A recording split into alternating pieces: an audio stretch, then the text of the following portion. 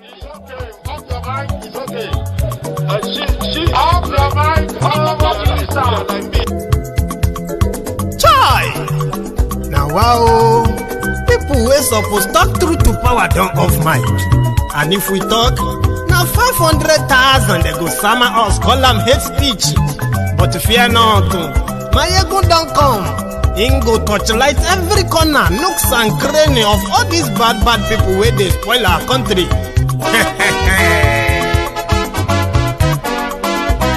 So my people make we laugh, oh, yo. Maiyegun don't come, oh, yo. My people make we shout, oh, yo. Maiyegun don't come, oh, yo. Maiyegun don't come, man of the masses, oh, yo. Maiyegun don't come, oh, yo. Maiyegun diary Politico, yo.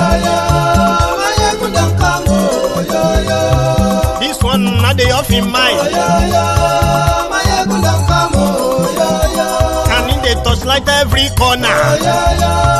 Maiyegun don't come, oh, yo.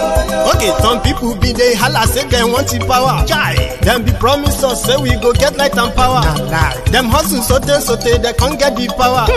But now they know they do anything with the power. Sure. Every day, dollar just they get the higher power over naira. Still them talk say make we off mind. But thank God say Maiyegun don't come. So my people make you laugh, oh, yo.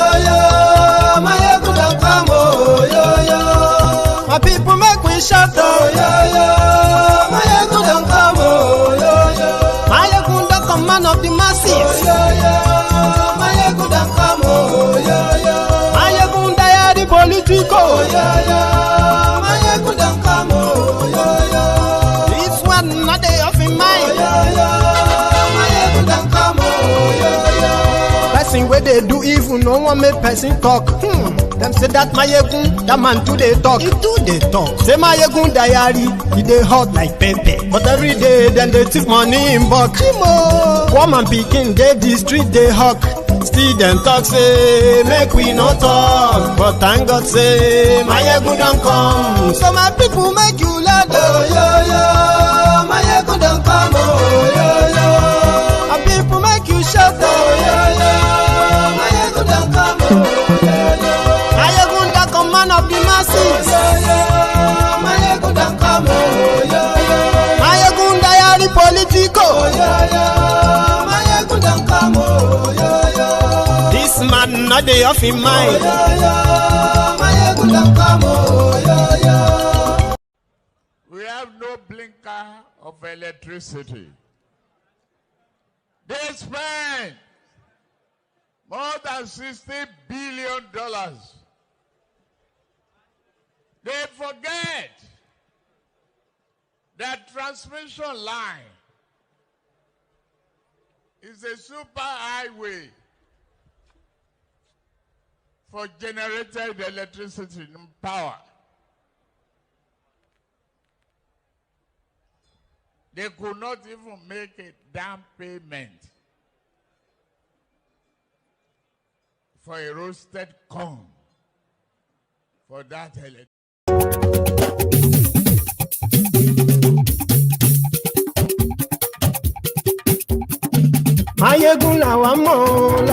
Hello there.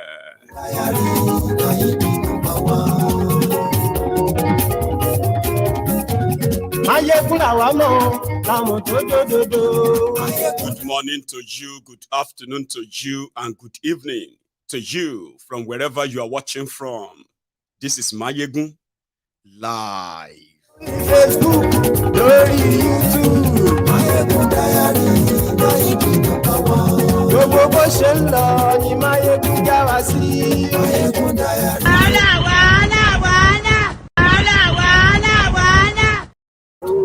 Maiyegun diary. Bó bá ṣe eré, àní Maiyegun máa wí. Maiyegun diary.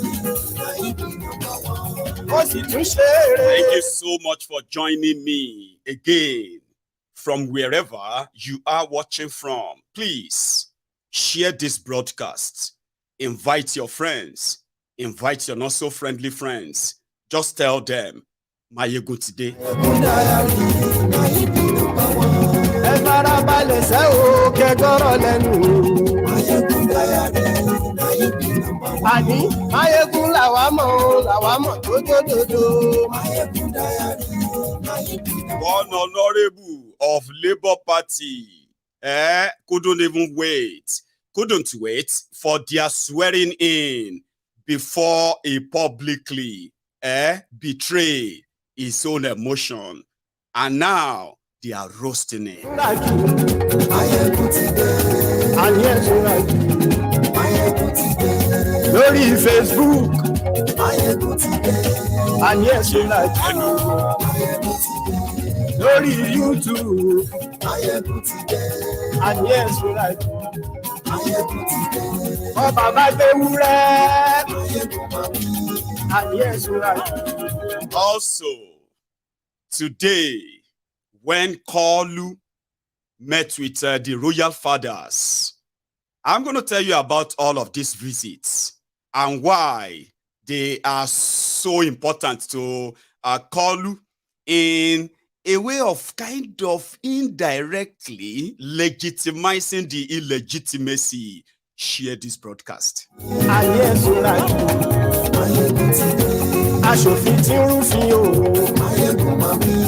Àní ẹ̀sùn ràjù Maiyegun ti dé. òkúra olóṣèlú. Maiyegun máa wí. Àní ẹ̀sùn ràjù Maiyegun ti dé. ọ̀jẹ̀lú ẹ̀sùn ràjù. Maiyegun ti dé. Àní ẹ̀sùn ràjù Maiyegun ti dé. And I'm also going to take you to the court now. Maiyegun ti dé gbogbo ọ̀jẹ̀. Today. And thank you for joining me again tonight. Tonight, I bring to you the trending kind of betrayal.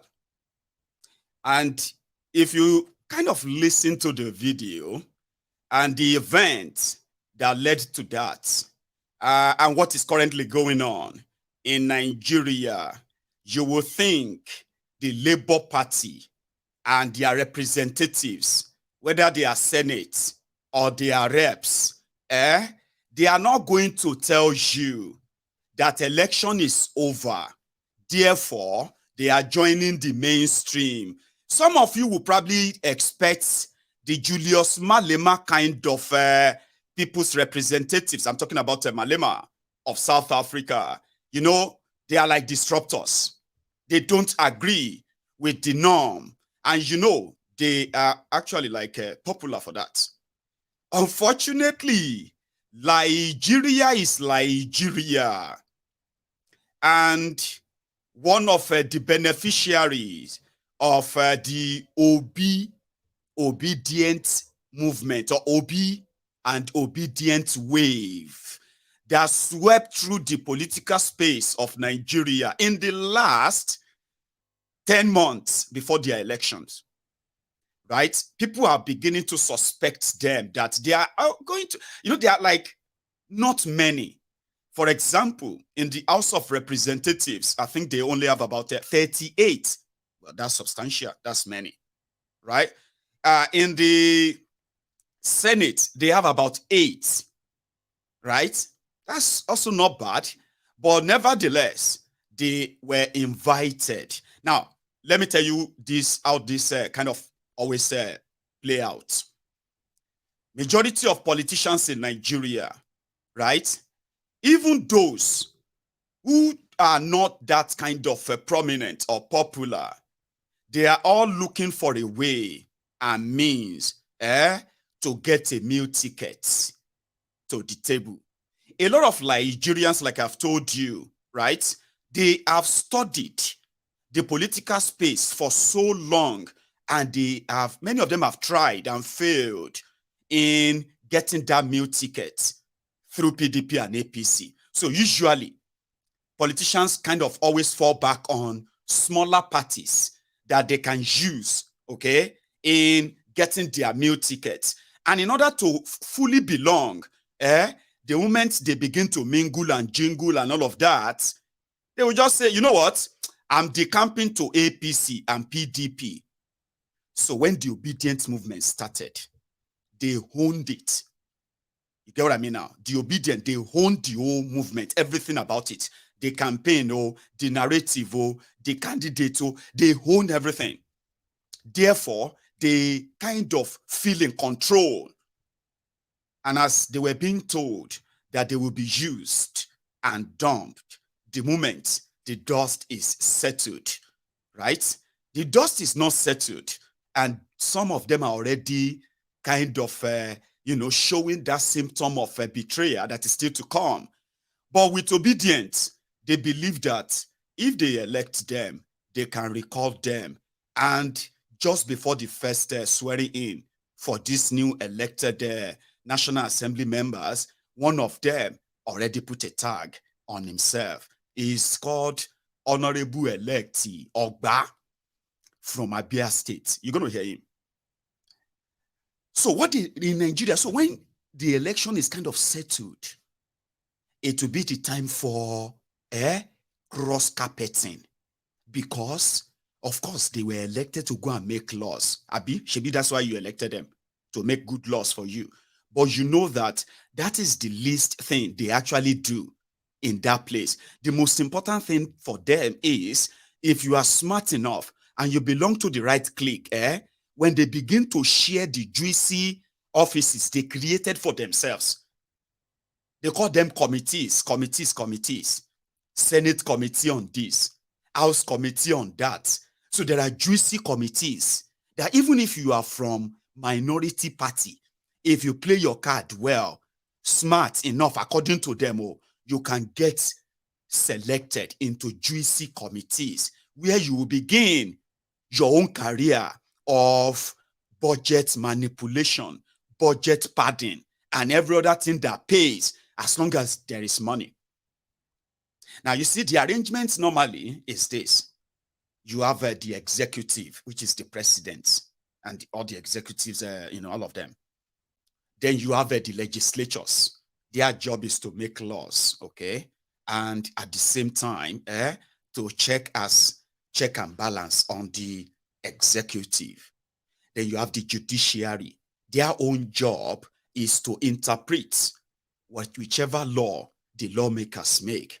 Okay, if there is any dispute about them, you take them to the judiciary. So therefore, the main branch, right, that really have the main power, right, that all these other two are only there to what? To checkmate, is the executive. So what they do normally is that when the political party is declared as the executive, the president, their next job will be to control the supposed organ of government that should be controlling them, the National Assembly. And it starts from the selection of their leadership. That's where the politics of whether you have an ideology of Labour or you have ideology of PDP or APC, they don't really matter anymore. It is now time to start the trading. They call it horse trading or something like that. This is where the betrayal will start from, where you begin to ask, where are our own honorable? Where are our own? You know what I mean? So this is where they start shoveling it. But it doesn't come cheap too. Okay? Because it is all about how much money they will be able to have access to and loot unchallenged. Okay? The Senate president of the current Senate president that is living, right, is the one that is a signatory to all of the trillions of naira that Bokwari plundered. They legalized everything for him. Instead of them to probe them, expose them, the likes of Sirika and Co., right? They legalized all the stealing. That is not going to come cheap. So they'll get their own courts, just like you heard when they said, that they were given over $60 million to rob all of you. So when they want to fight for that leadership, it is like the same way of fighting, the same way they kill, to get to that same position. The fighting and the killings continue. Maybe not totally physical this time, but there will be also money. When the president says, I have a candidate to become the Senate president, I have a candidate that I want to be the speaker, because the idea is that if I nominate them, they will be loyal to me. And if they are loyal to me, my government won't have any problem. I can do everything I want to do with their cooperation. Do you get that now? There's no checks and balances here. This is cooperation. So each house, the Senate, the reps, now have those who are like the rebels, who are now going out of that arrangement by saying, no, the executive cannot choose leadership for them. That is how they normally do it until the last minute, and some of them will step down. But currently, you have two of them. Akpabiole to be the Senate president. Yari want to be Senate president. Akpabiole is someone they want to use as a white sheep, okay, in the heart of black sheep. Muslim president, Muslim vice president, Muslim speaker, Muslim, Chief Justice of Nigeria. So if they want to have a Senate president, they should try and make it a Christian, a thief, Akpabiole. Yari, another thief from Zamfara, is now saying that no, APC cannot have Muslim president and vice, planning to have a Muslim speaker, and they now feel concerned that the Senate president should be Christian. Why did they suddenly feel that religion matters, right? Now the guy is also challenging, which is now prompted the meetings that you have seen one of the Labour Party House of Rep members attended. Yari is calling his own group, speaking to, because as it is, if the rep members of opposition parties, if all of them come together and PDP, APC will not be able to choose a speaker. Do you get that? If the opposition of PDP, Labour Party, and others, if they come together, APC will not be able to choose a Senate president. They can swing it. So Yari is banking on that. Yeah? And then I think it's Wasi or another person is banking on the same thing in the House of Reps. So how do you settle that in their political way? They call a meeting. And that meeting is with his own bag of money to tell them, would you support us? Would you support my candidate for reps? And that was where Labour Party candidate met Tinubu. And he said it's the best day of his life. That today is his best day. That he listened to his president. He didn't know that Tinubu was so intelligent, so prepared to be president of Nigeria. Guess what? According to, for you to know, he is one of the beneficiaries of your Obi wave. So somebody who is probably never expected for any reason at all to be elected. So here, he was sitting in a room with veteran criminals that he's been reading about in the papers, that he himself has formed opinion about. I mean, on your side, trying to fight the establishment like they all pretended. But within a space of 1 hour, Alaye left the meeting and his whole countenance changed. And like I said, it will all come down to, we need to work and build Nigeria, Alayo. Now, from record, everyone who supports Akpabiole as a senator, any senator that is ready to vote for Akpabiole as Senate president will be given 100 million naira each. All the senator elects. That is, if you are ready to support Akpabiole for Senate president, 100 million. Now, the rumor is that Yari is now saying he is willing and ready to pay 200 million naira for each senator. In fact, they were actually talking about dollars now. Are you with me? So this is the standard. So whether you are Labour or you are APC or PDP, now, one of them said it is no longer about party now. It's about building Nigeria. For the House of Reps members, from what we have heard, though, if you are ready to support Tinubu's candidate, Abbas, 50 million naira is ready for you. Just pick it up. All right? That's it. There's no story. All I want is I want peace. I don't want the house to be chasing me or anybody chasing anybody in my government. I want you all to work with me. But if you are willing to support my candidate as your speaker, you will be paid 50 million naira. The scandal is going to break out soon anyway. But yeah, if you are hearing it on MaiyegunsDiary Politico for the first time, you are welcome. So it's now a game of money, and it's starting from tonight. Sure, you get from tonight, tomorrow, day after, which is going to be on Sunday. Now, Sunday evening, that is when the competition for money, who is going to support who. Sure, you get. You will think they are doing it because, well, they have no choice now. They need to still. But guess what? Julius Malema and his guys in South Africa, they will not attend any meeting that says they want to discuss the leadership of the house. Knowing who they are, they will not attend. No member of his political party will attend ANC meeting where they want to discuss how to choose leadership for the South African National Assembly. It won't.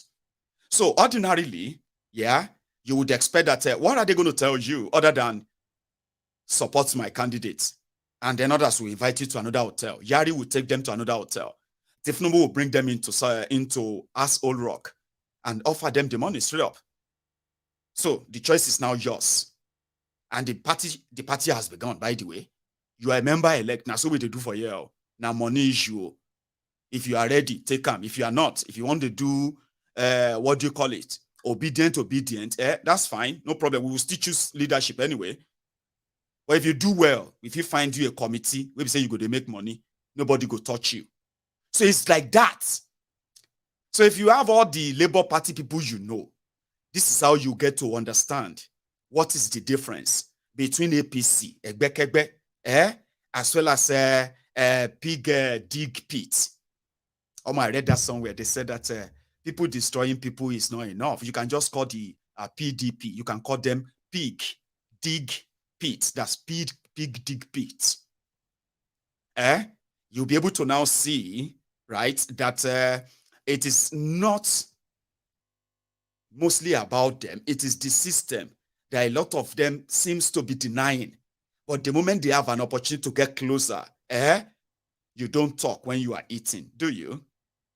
Anyway, so they met last night. I'm sorry, some part of this clip doesn't have audio. I may put some sound behind to you can just watch the, and then listen to the music behind, all right? Then I will take you to this honorable, Labour Party honorable member who met Tinubu for the first time, according to him, and he just was like, he knelt. APC, Agbadorians, they have been using that video all day. That you see, majority of you don't know Tinubu. This is what we saw in him. We know that he's intelligent. We know that. Obidient started Googling what section of the Electoral Act says we can record this man. How can we record this? Anybody, any member of a Labour Party that's begin to display the symptom of the same system they are trying to fight, what would they do? How can they get them back? They don't go read Section 133 of the Electoral Act 2022. Now, they are moving mad now, like, Shinwo, you did, Agbo, Abi, what to be your name? We'll go first, go see the gathering. We are calling mesmerized. According to them, money they talk. If they talk, say, you get idea. For this kind of thing, you will know the kind of people, right? That I told you they are coming to change Nigeria. No, they are not.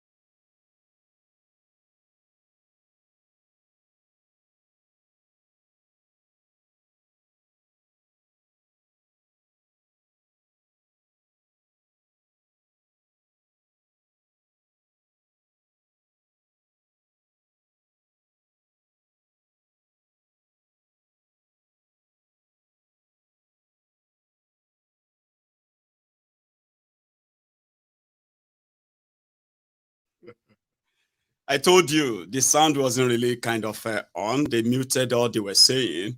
But that was the meeting last night, okay, where they told them where he told them that he wanted Akpabioli as Senate president and he wants Abbas from Kaduna as the speaker, as well as their deputies that they have chosen for them. And everybody felt happy. So while they left that room, they cornered this Labour Party House of Representative elects, and that's how Wahala started. Right, Honorable, your name, please. My name is Honorable Amobi Godwin Oga, Okay. member elect to represent the good people of Isukwato and Omunnochi Federal Constituency. I'm from Abia State. Oh, thank you very much. How do you describe this meeting between the President and the incoming members of the 10th Assembly, briefly? Well, I can tell you that today is my best day. Today, I'm so happy that I'm an elected member, seeing my president talking. In fact, I have never knew that this man is so intelligent. I have never knew that this man is so prepared to serve this country. I saw the love, I saw the character, I saw the charisma, the belief that Nigeria can be a better nation. So I am so glad that what meeting we have today is going to take us a little bit to a more stabilized house. And I'm telling you, as at now, even without talking to us again, we have agreed that we are going towards the government decision. Not minding I'm of Labour Party. As at now, the party is not the issue. We are talking about building the nation. We are talking about the unity of Nigeria. Thank you so much. Thank you. Here you get that. Even if you know meet us again, we agree. You don't supposed to meet us again. We agree. Anything we agree. Imagine your own rep or you that you want to, they hid behind fighting consumption. From consumption to production. Labour Party rep member attended one single meeting inside Asshole Rock. He saw the allure. He saw the luxury. He smelled the mint of money. And at that moment, it was like, there is no point in being opposition here. We agree. Anything where you want to, we agree. Even though I'm a Labour, it's about unity of Nigeria. It's about building Nigeria. That's what caused all the conversation since. So, who be this guy? Oh, yeah, recall him. This one go betray also. I'm like, Nigeria is irredeemable. Okay? And Nigeria is going to prove that to you. You see, everything you are witnessing right now is called an experience. And when I was growing up, on this, what do you call it? Wale Adenuga production, Baba Jasco, and all of that. There were this, whenever their program was ending, they would put up a quote, different quotes. There is this, what do you call it? Hey, I'm gonna put that aside. But one thing is this: life is a teacher. That's what I wanted to say. They said life is a teacher. The more you live, the more you learn. And then they said we are nothing but pencil in the hands of the creator, whatever that means. That's not the one I was looking for. But you get it now. So this kind of Nigeria that sometimes kind of push up a kind of any hope at all that some of you cling on to, and you build on that to the point that you believe that maybe this is it. Hope for Nigeria. Everybody is looking for an opportunity to take advantage of what they can get when it gets to their turn. And if you are suspecting them, you are probably right. They will tell you, no, it's not how to do things. If for them to work for Nigeria, they cannot be opposition. We are not talking of them having to oppose everything. At least give people the sign that this is going to be a breath of fresh air. Okay? But what are you going to do? when Akpabiole, who met with PDP, wherever they met, an hotel or somebody's house, so we didn't know, but they met and he gave them deal. But when it comes to the Labour Party, they had to set a table, high table for him inside the Labour Party secretariat. What message do you think they were sending? To say that, hey, we are your big brother. We are the criminals. You all condemn. But listen.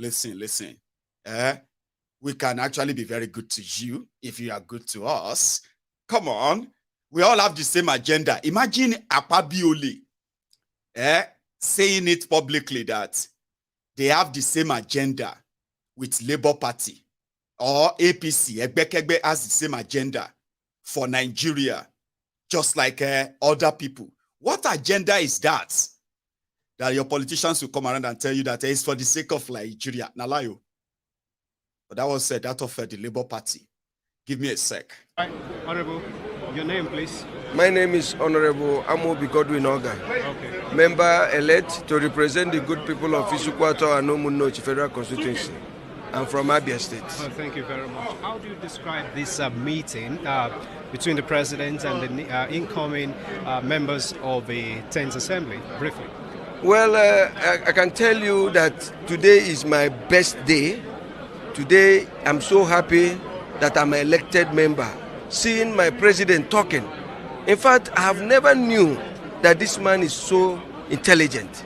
I have never knew that this man is so prepared to serve this country. I saw the love, I saw the character, I saw the charisma, the belief that Nigeria can be a better nation. So I am so glad that what meeting we have today is going to take us a little bit to a more stabilized house. And I'm telling you, as at now, even without talking to us again, we have agreed that we are going towards the government decision. We have agreed we are going to be the rubber stamp. So if you see the Obidient showing the level of power and disappointment when they are still very much confident that they are going to reclaim their mandate from Kolu, and they expect that those who have been fortunate enough to have been elected on their platform, they will rally around to the end. They will rally around Peter Obi. I remember telling you that one of the things you are going to witness in the course of this court case is that apart from using money to buy people out, or buy people away from Peter Obi until it's going to become only him and maybe yourselves, the Obidient and his lawyers, right? Some people are going to be intimidated to stop associating with him or the court case. Some people are going to be offered things that they are going to lure them away, right? And others who actually have the legitimacy, right, to keep rallying a ring around him, they will begin to dismantle them one by one. So it will just have to be you, the Obidient, and Obi, and those who will be left around that time will kind of have to take this to the end. Now, this is not in any way trying to plant a doubt in your mind. It's already there. A lot of you are already seeing some signs from some of those you called your, supposed loyal or loyalist of Obi and Obidient. They're going to do more. I hope a lot of you are kind of ready. Anyway, let's leave this the fight of betrayal or no betrayal. I'm sorry for that blinking, okay? Let's see if I can put something up. But now, you know what we're going to do? I'm going to take you back to that Aso Rock, where Kolu met with the royal fathers and what they had to say. Here, he actually spoke, right? He did say something. A stretch, right? Don't go anywhere. Hang on. Right.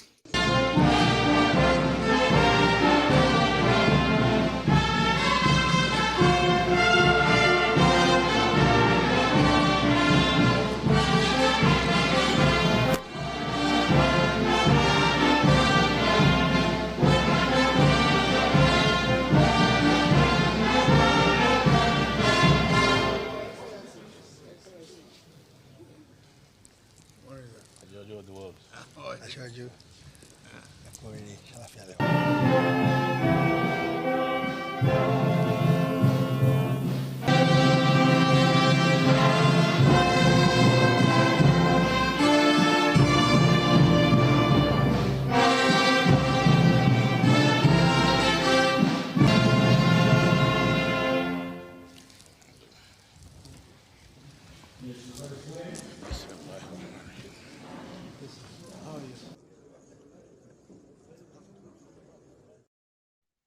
So, before we go fully into the asshole rock and what happened there, all right, everyone who met with Bokwari for the 8 bloody years and the years of ruins that he represented, they all came back to say he's so passionate about Nigeria.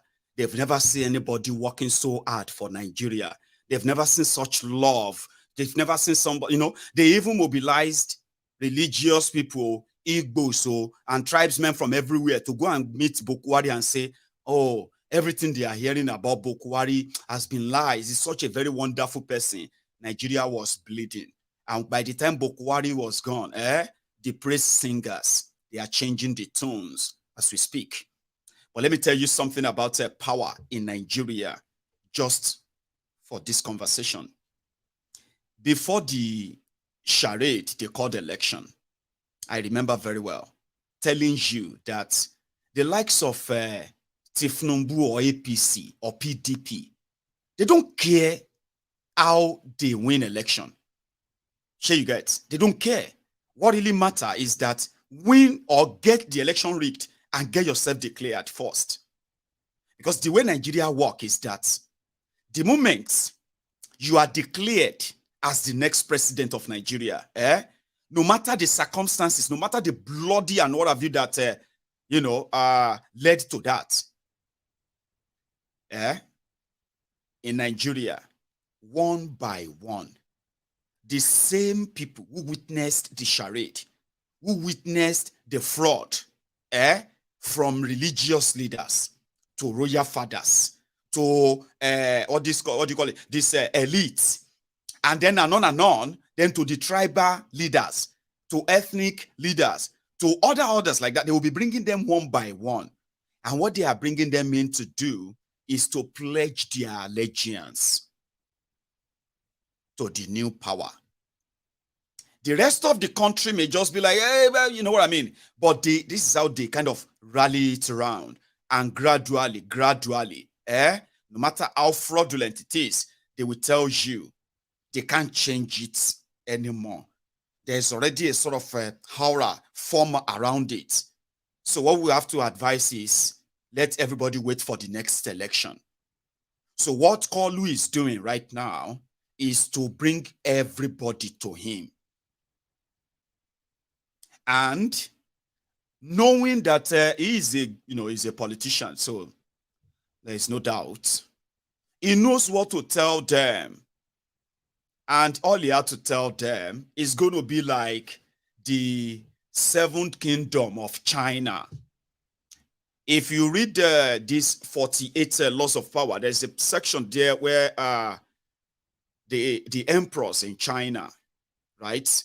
They are the people who are kind of appointed. The way they do it, right, is that before you are appointed the emperor of China, there are other there are other parts of China, like about 7, where other warlords are allowed to control somehow. But in the history of China, what happened then was emperors, when you are declared an emperor, you won't last. The people around you will have to conspire and cut you down. Then they will make one of them emperor. Then when they are tired of you, within a short space of time, they will cut you down and they will appoint one of them as emperor. So it was pretty much like a death sentence. Death sentence to be made an emperor in China. So there came one emperor. And what did he do? He called all of the heads of all this, the part of China, and he called all of them to a meeting. They thought he was going to kill them. And, so that, he can be in control until another set of people will rise and cut him down, right? So some of them felt like it was going to kill them. But when they finally attended, right, he told them that he will retire them into life of luxury, that they will no longer have to worry about, having to die because of being emperor or what have you, yeah? And by so doing, they will pledge their allegiance to him. He will make them comfortable. That was how he became the first longest reigning emperor in China. Now, this is unrelated though, so you get, just for optical. What Tinubu is doing is that he knows there are so many parts of Nigeria who are currently holding so much compromise on this election or this charade. They are still holding the rope, even though he is in charge enough that he could use that position, right, to kill the entire opposition against him, which is what he's still going to do, right? But before you do that, those who felt like if he become what he wants to become, it could be a missed opportunity for them too. So what is he doing? He's now bringing everybody close to say, you are going to be fine. I want you to go back and tell your people. You see, you are royal fathers, Abi. I have a lot I want to do for you. You will be comfortable. I promise you. I know a lot of people are currently so like they don't want this, they don't want me, and all of that. That is how establishments rally around and build the nest and become something bigger than just a candidate Tinubu. Now that's what they are doing. It's met with this. You see all those your cleric, cans, all this can, Christian Association and the rest of them. All those leaders, Igbos, Yoruba, Fulani, and the rest of them, they are still going to rally them like that and give them their own promises too. All of these are just to send them back by making them realize that if he lose or if he gets kicked out of this place, they lose, all of them. But if they believe that he would take care of them better than anybody else, right? He would rely on them to use their different influence and offices or positions, right, to convince their people that it's not worth it to try to want to fight and remove Tinubu. Now, this is how you rally them, and everybody get their cuts, and everybody look forward to blackmailing you from using tribe, religion, and the rest of that. And finally, they will tell you, the reason why Tinubu cannot be removed, no matter the evidence, is because Tinubu mean well. Are you with me? And if anybody try to remove him, it's going to shake the entire Nigeria, and it can cause trouble in Nigeria. What they are saying is that if you remove Tinubu, you are removing the privileges, the consumption that Nigeria represents, and that is unacceptable. So building this and the usual all talk, no action, Tinubu invited the royal fathers who have been victims themselves, or should I say their own different subjects have been victims of terrorism and so many other economic hardship, right? But Tinubu was able to tell them that, listen, I promise you, I see poverty on the faces of people. I want to remove the poverty, but I need you. So what he's practically telling them is that even if I didn't win, even if it's kind of I rigged, but somebody has to be here. I am ready. I want to do it. Give me that chance, kind of. Sure you get? Because it's no longer about, it's no longer about campaigns anymore. He's the press idiot. It's not about him complaining to people anymore. It is actually about him telling them the actions he is taking or he will be taking, but that's not the case, right? So we'll go listen to some of them and see how many of you will feel like, oh, I never knew that he's so intelligent. Oh, I didn't know that he is so prepared. And the rest of all those, and the rest you like to do. Would you mind? No. Now let's go take a listen. When Kolu met with royal fathers, the first part, Viable TV. Credit. The Obidient father from the source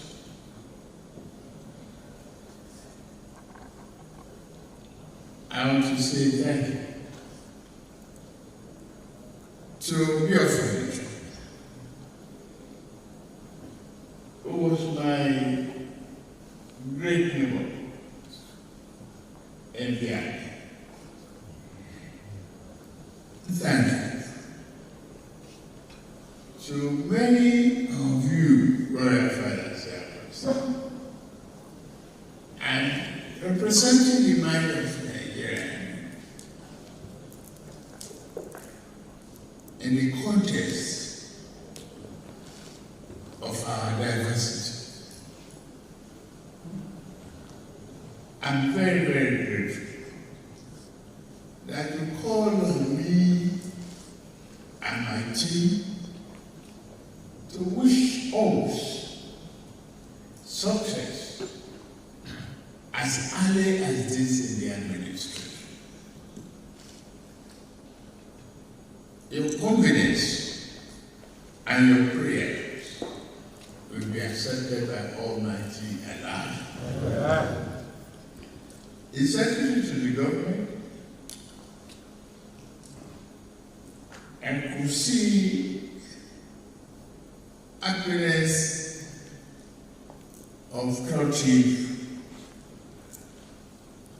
ages to many of our other royal fathers. Thank you. Without your prayers and directly or indirect support, I wouldn't be standing before you as the President of the Federal Republic of Nigeria. First, I must thank you. Your prayers, your accommodations, the palaces I was able to visit, and those ones I was unable to visit.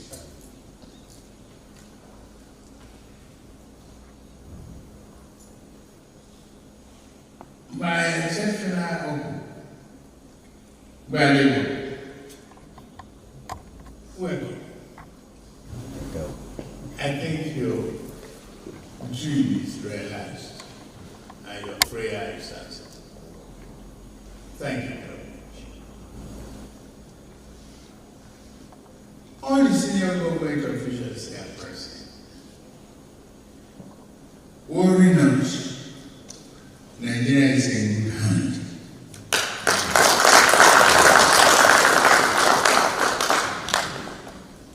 I'm standing before you. Yes, that's urgent. You pay attention to what I've been doing. I'm grateful. You pay attention to the subsidy removal. Why should we, in good sense, in good heart, feed smugglers, be a Father Christmas to the neighboring country, and even though they say not every day is Christmas?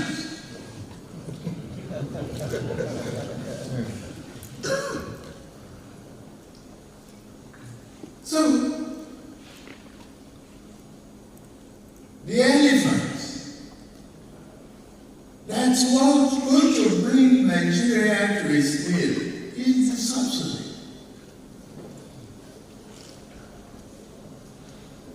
A country that cannot pay salary,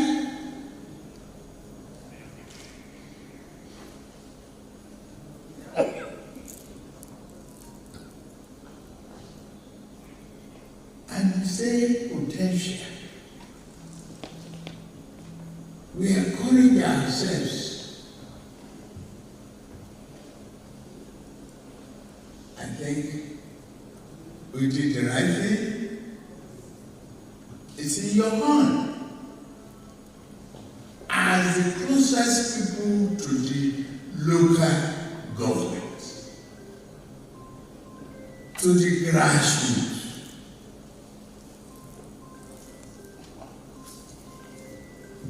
to persuade our people to have the understanding.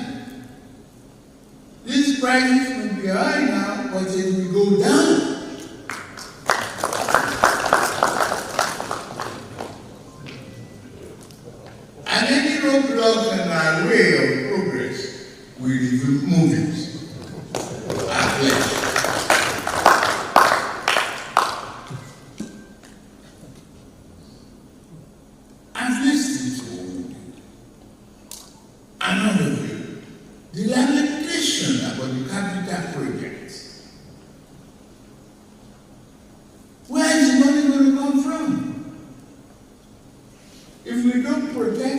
resources and our boundaries.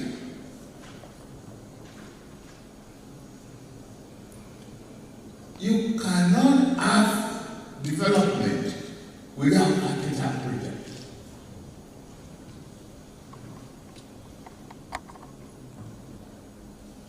That is why it is very, very good that you are here.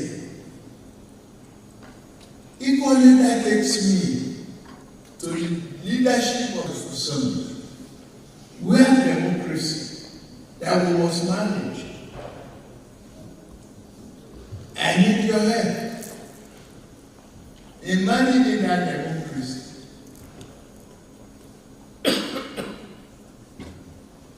Summon our ambitious people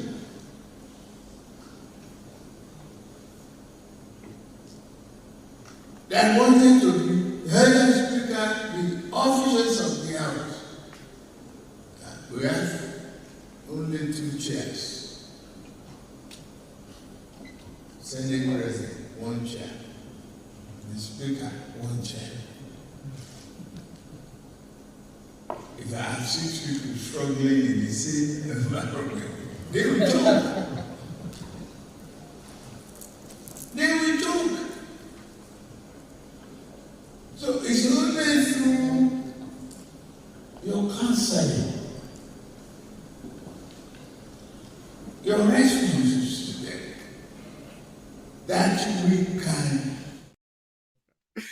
It's traumatized. I know. You know, sometimes I feel like, when you watch Maiyegun's Diary Politico, there are some things that you don't want to see, some faces you don't like seeing. You don't care what they are saying, because no matter what they say, you probably will never understand what they are saying because you're not interested. I still have to make you watch. Is that abusive? Is our relationship abusive? Because we call it the diary. You write the good, the bad, the ugly.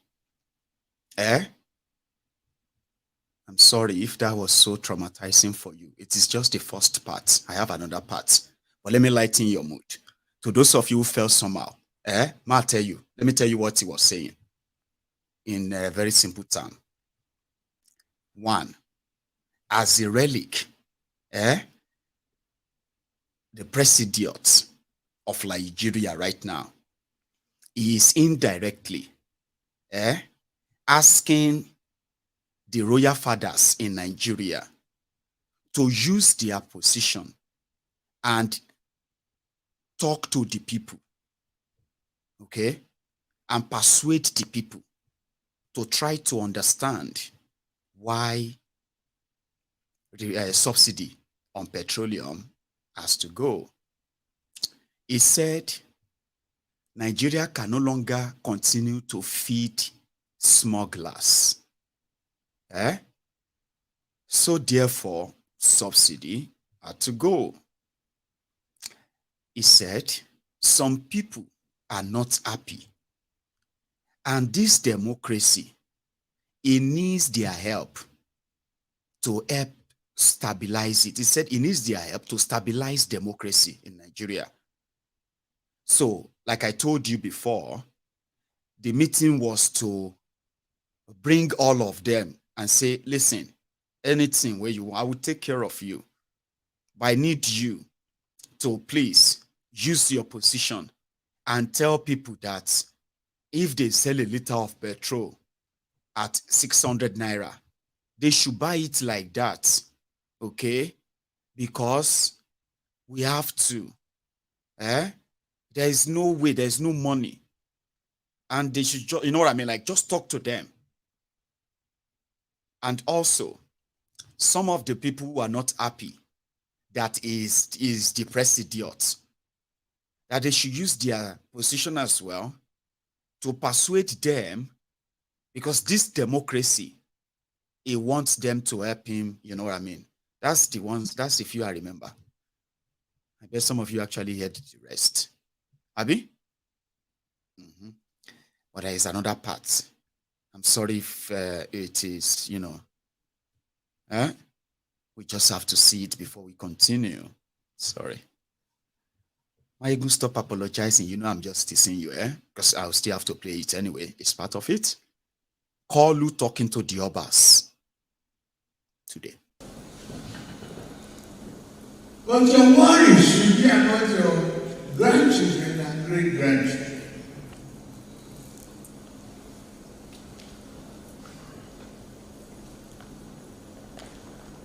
And they must not catch you in penury.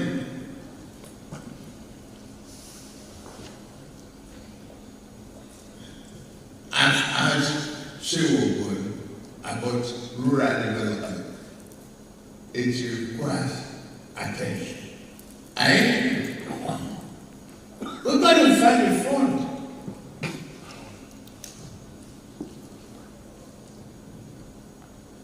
What about the other security issues? I promise that we will continue to look into that seriously to get you to sleep with your 2 eyes closed.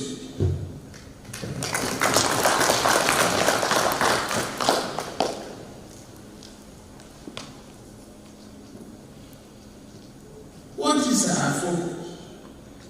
And why am I here? I've told you in your various constituencies when I was able to visit that the unity and togetherness of this country cannot be compromised. Joy and happiness as you are here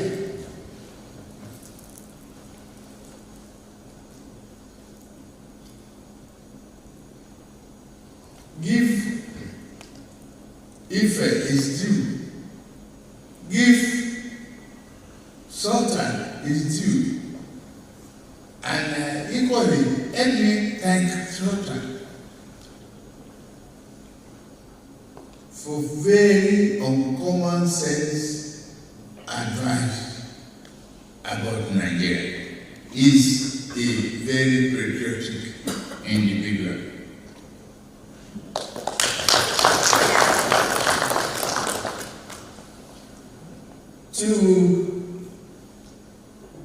You mentioned youth unemployment. We are going to tackle all of that. It is only when we have the prosperity for the country that we can create jobs that we employ those youths.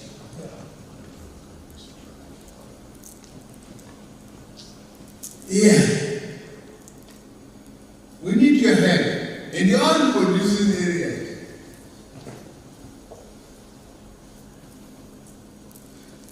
By a tiny percentage of our people does not help the economy.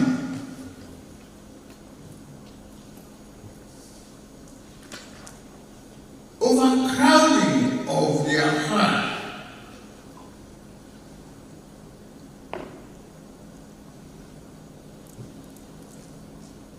with the resources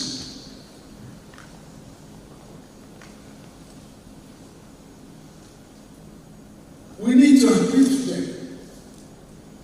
We need to thank them. Besides, we will work as hard as possible to ensure that the diversity of this country is used and employed for the prosperity of growth and stability. We promise you.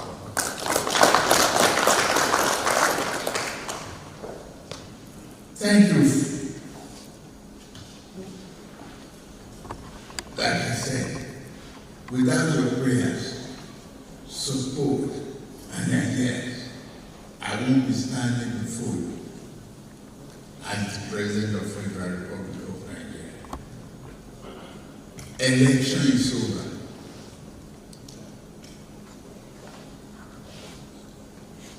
So is the campaign before it. So it's time for governance. And that's what I promised.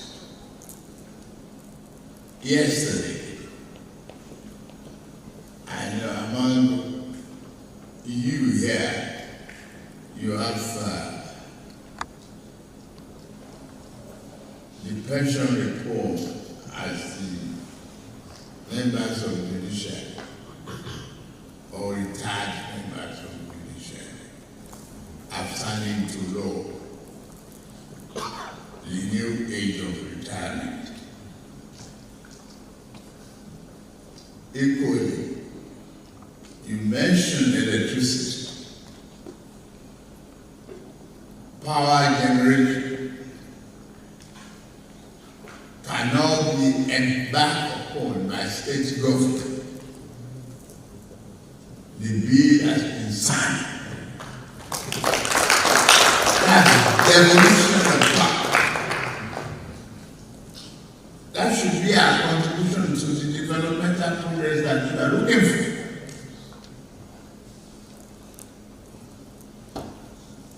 And we will continue in ways that will help you. We are all heirs. We are ready to listen. Any given time, I promise you an open door policy. And that is the way I will go.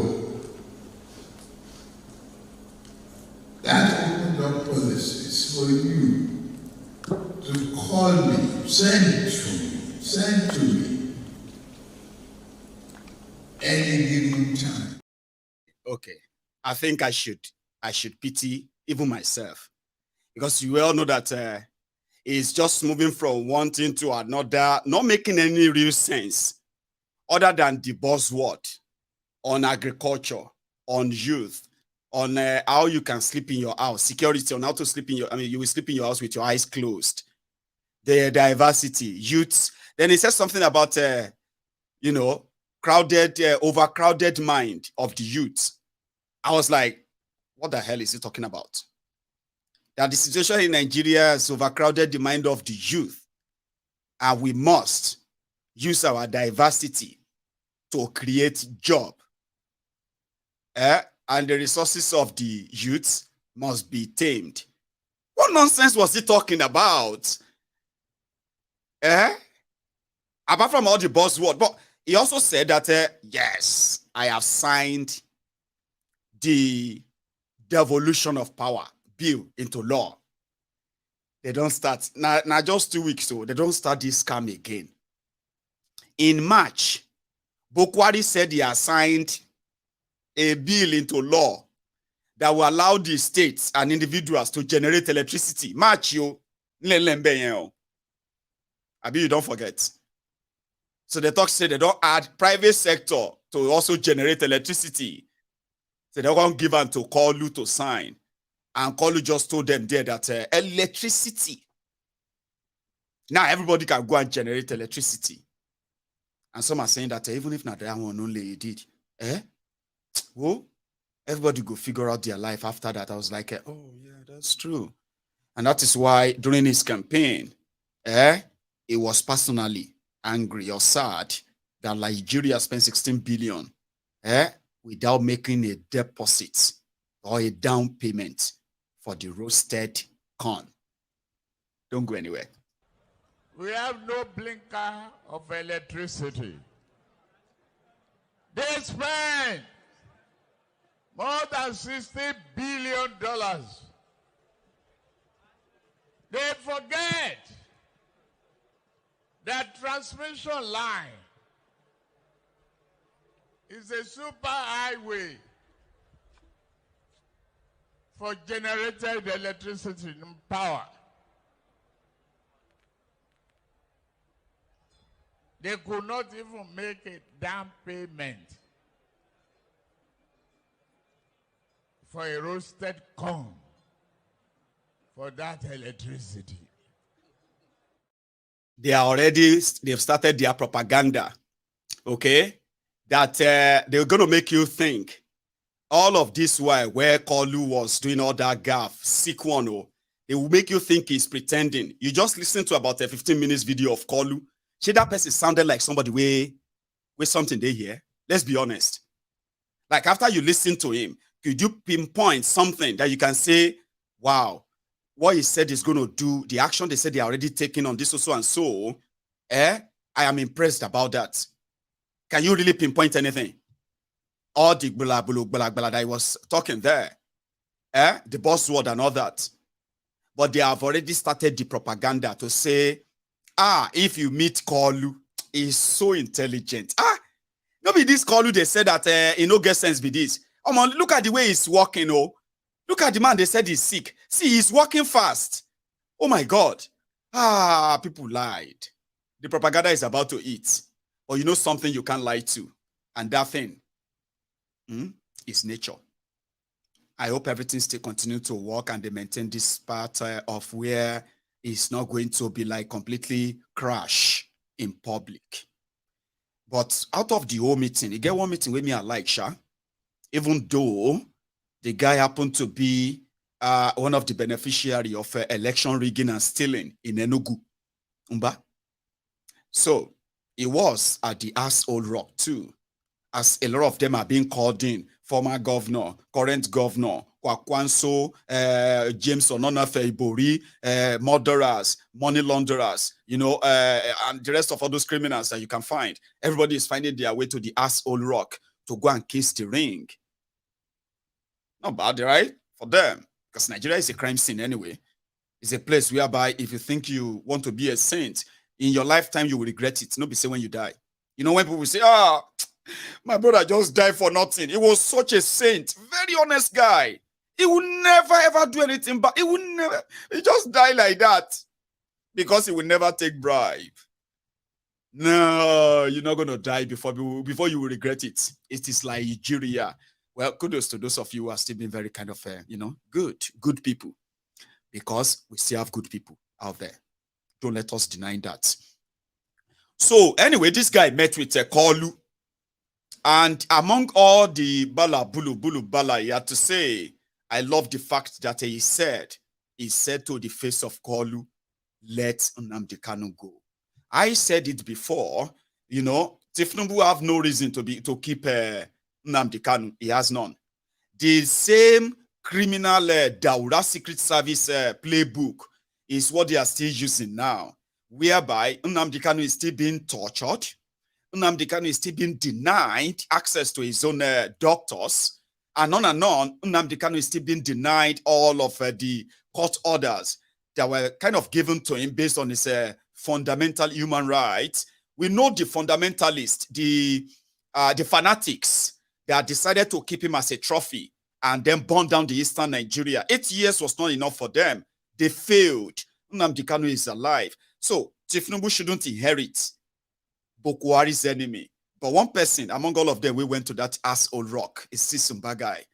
He told him, please, let Nnamdi Kanu go. We can always see that as a gesture of goodwill gesture. You need to show that Nnamdi Kanu did you nothing. Of course, he did nothing to Nigeria. Yeah, and that's Zumba. I'll play you that. That's something that I can pick out of their asshole rock, picture taking and all of that, FEG worshipping and the rest. This one, wait for the last 2 minutes of this conversation. By the way, Channels Television's video clip. Please, may we know why you are here this evening, sir?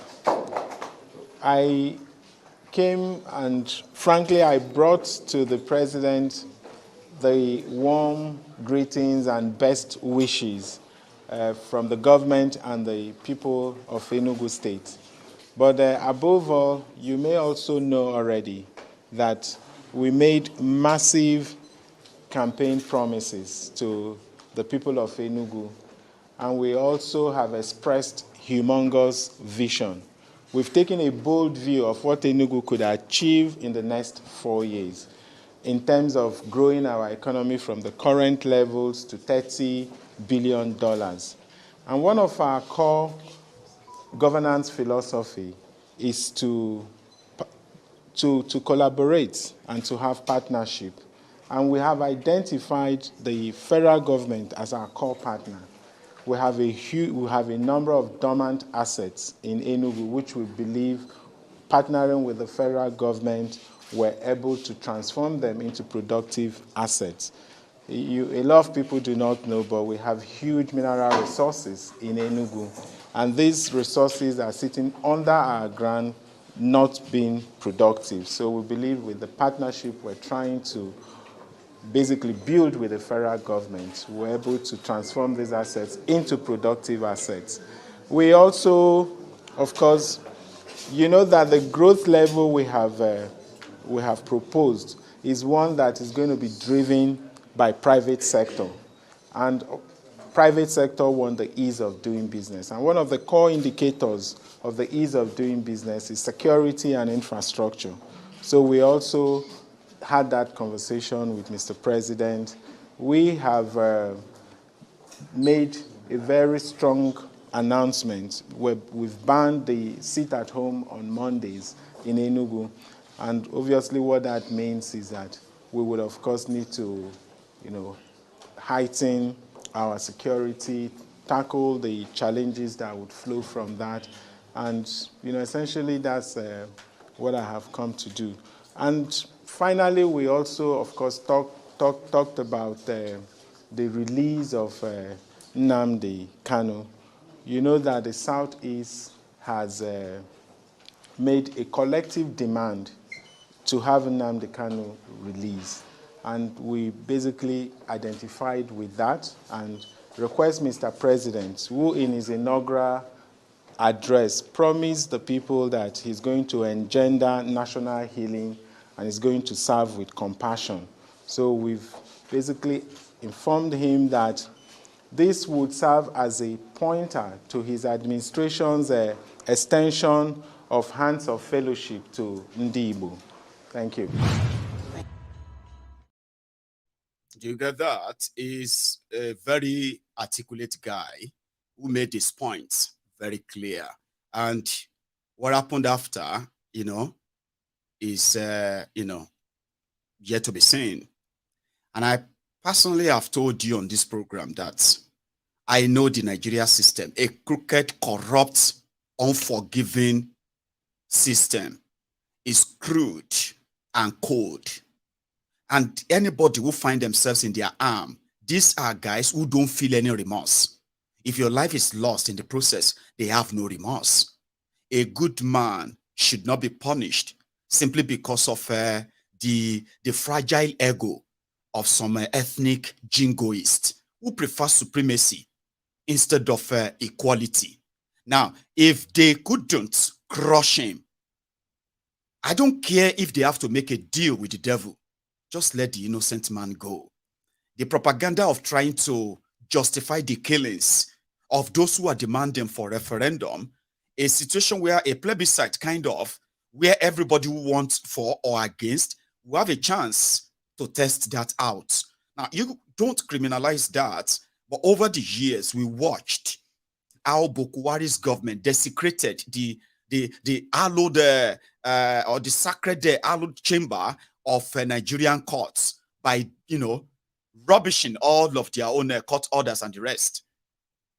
So I don't care if now Ba or any one of them, if now those criminals come together and decided that he should go and they want to let him go, he is welcome. Life after that can only be, sane. So yeah, I appreciate that too. And I appreciate everyone who probably does it publicly or even privately. Let the innocent man go. And if Kolu indeed is not here to inherit the enemies of Bokwari, that he doesn't even know why Bokwari is holding him per se. Bokwari doesn't even know why he's holding him. They are just afraid of him so much. So if there's any time at all, it is now. And I hope all of you will support that, okay? Including you, the Obedients. Something about injustice is this, right?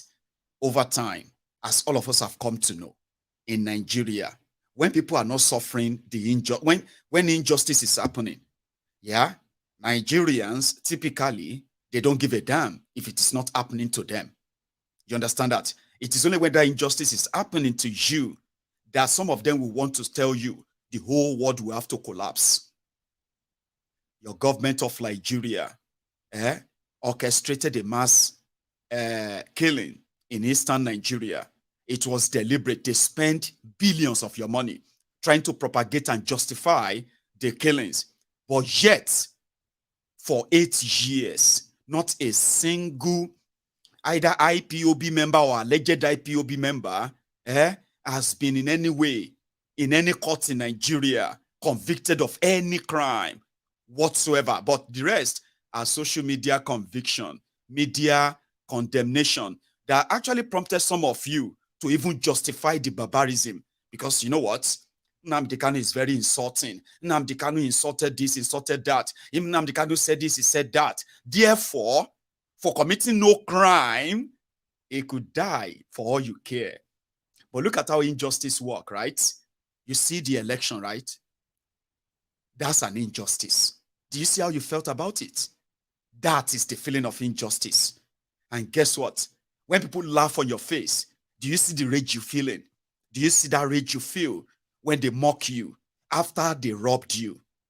That's exactly what injustice feels. And that's exactly how a lot of you have joined them to condemn, even without a single proof that they've done anything really wrong. I told you from far, far back now, they brought in unknown gunmen, their own political criminals that they gave gun to in eastern Nigeria. Suddenly, the Nigeria government looking for the IPOB, suddenly the unknown gunmen will shoot and kill and fight, like they will do all this for hours and there will be no response from any Nigeria military. But a few days after that, they will move straight to communities where civilians live, aged people, vulnerable people, women, children, and they will start burning their houses and they will start killing them. And the next you see in their news, Nigerian army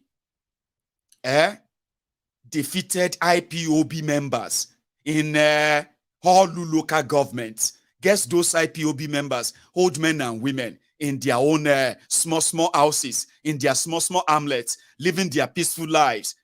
This is what they have done for 8 years, ladies and gentlemen. So see, anything else they've told you, none of these things have been proven in any of their courts. 8 solid years, ladies and gentlemen. Not even a single person has been convicted of anything they've told you. But at the end of the day, they told you, or they made you feel like if they release him, is a threat to whatever you think you are about to do for Nigeria.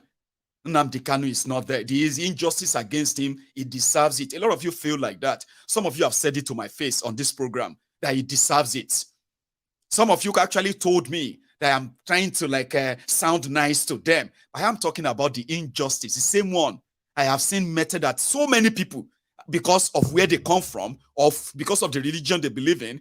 We have seen that happen repeatedly.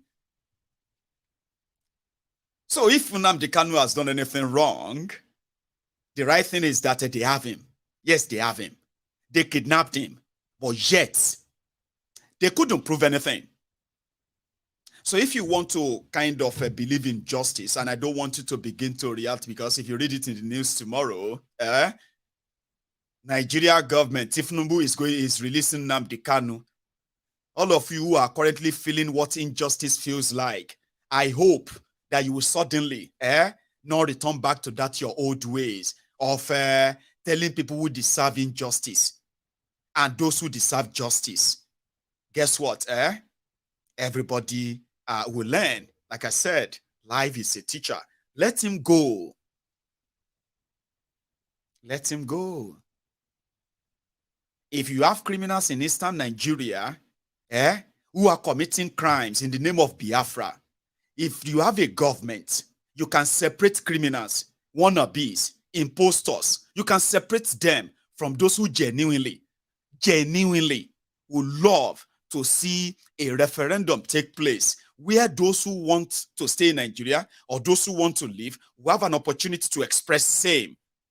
But rather than for government to protect the right of those who are kind of campaigning for the referendum, they decided to bring up criminals, harm them, and call them unknown gunmen. But yet, the man they locked up for all of this, they are so afraid of taking him to court. So now that their time is gone, there's no point in keeping him. I'll keep saying it. And everybody advocating for his release just never stop.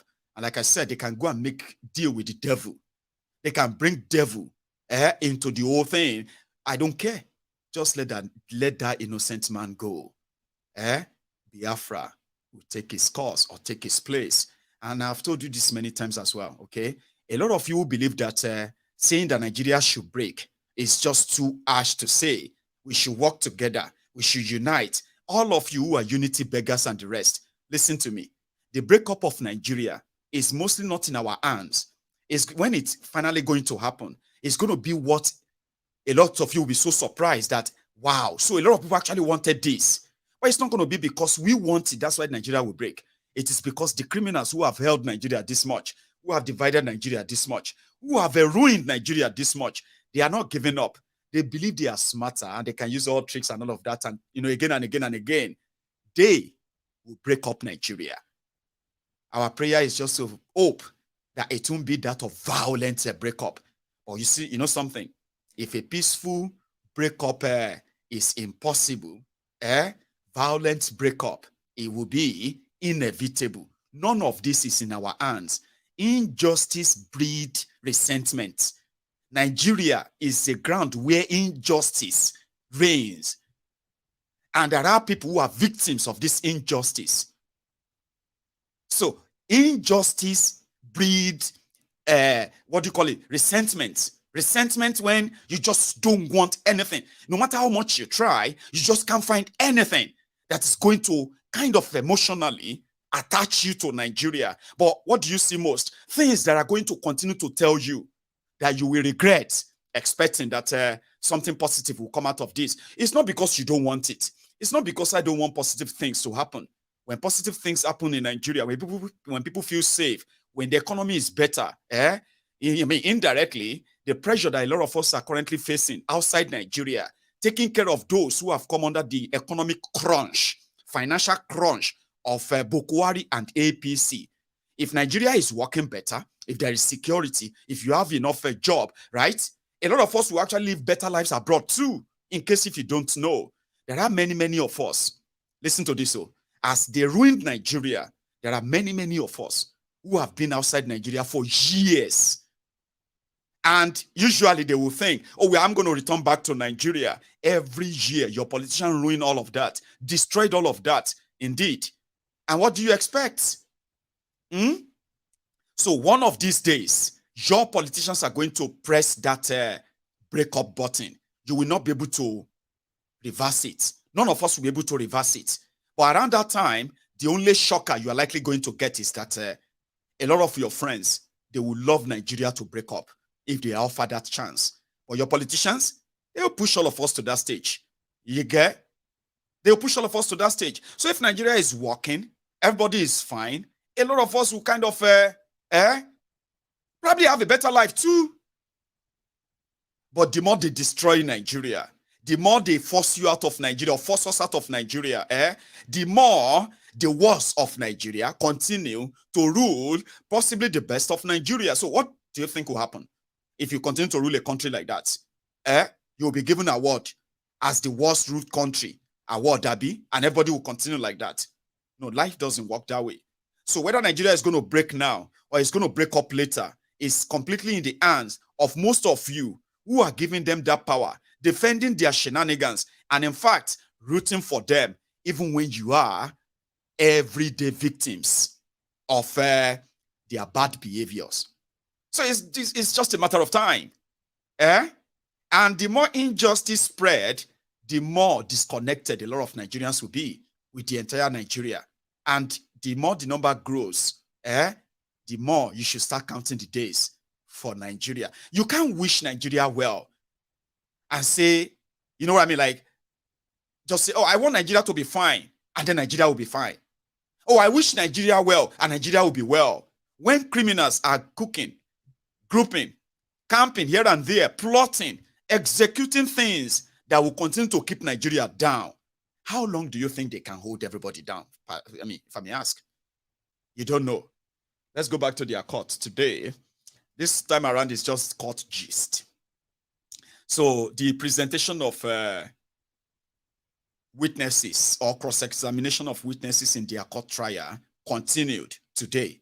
So people destroying people or pig dig pits, PDP, they called INEC officials as witnesses, and they kind of finally had them on.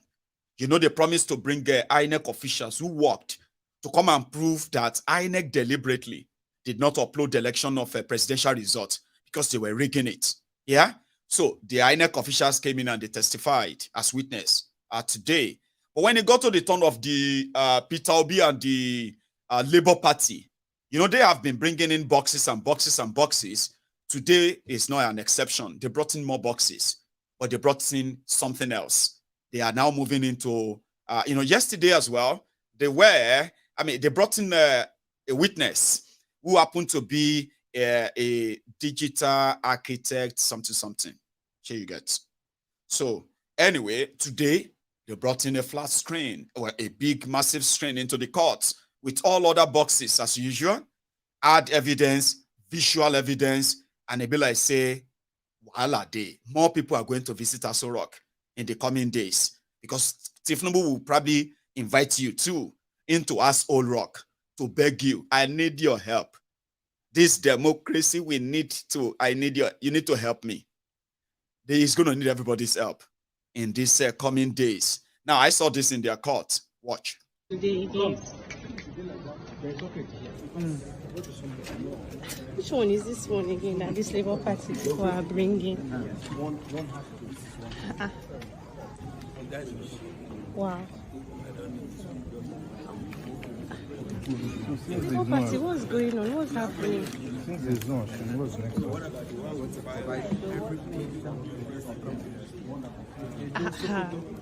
What are these people bringing today? My heart is beating on behalf of everyone in this courtroom. See what Labour Party is bringing to the courtroom. Guys.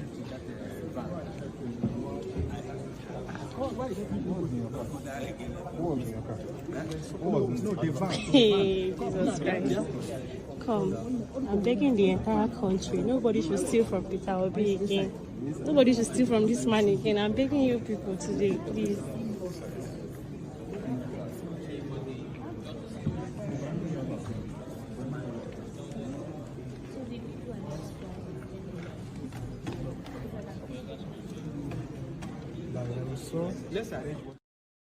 From reliable source, whether not ketchup sauce or be pepper sauce or be tomato sauce, from a very reliable source, they said all the videos that you are uploading on social media during the rigging time of people casting by taking away ballot papers, ballot boxes, destroying them, disenfranchising people, they say the real evidence way they, the public.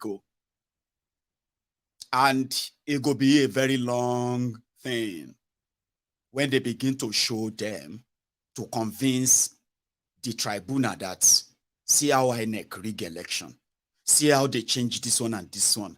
We will prove it to you technologically. We'll prove it to you physically. We'll prove it to, visually. We'll also prove it to you by the document we have. All of these are here. Then we'll also bring witnesses who then corroborate all of these evidences.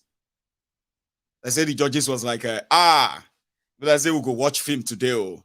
Now film will go watch this. So they set it up. And I think it looked like this. Guys, see what Labour Party brought to court today. See what Labour Party brought to court. This is not easy. Please, if you want to embarrass somebody, embarrass the person fully. Don't embarrass the person fully.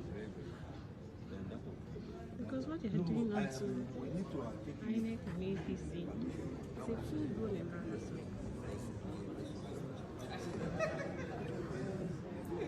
I do some so that we won't scare them today.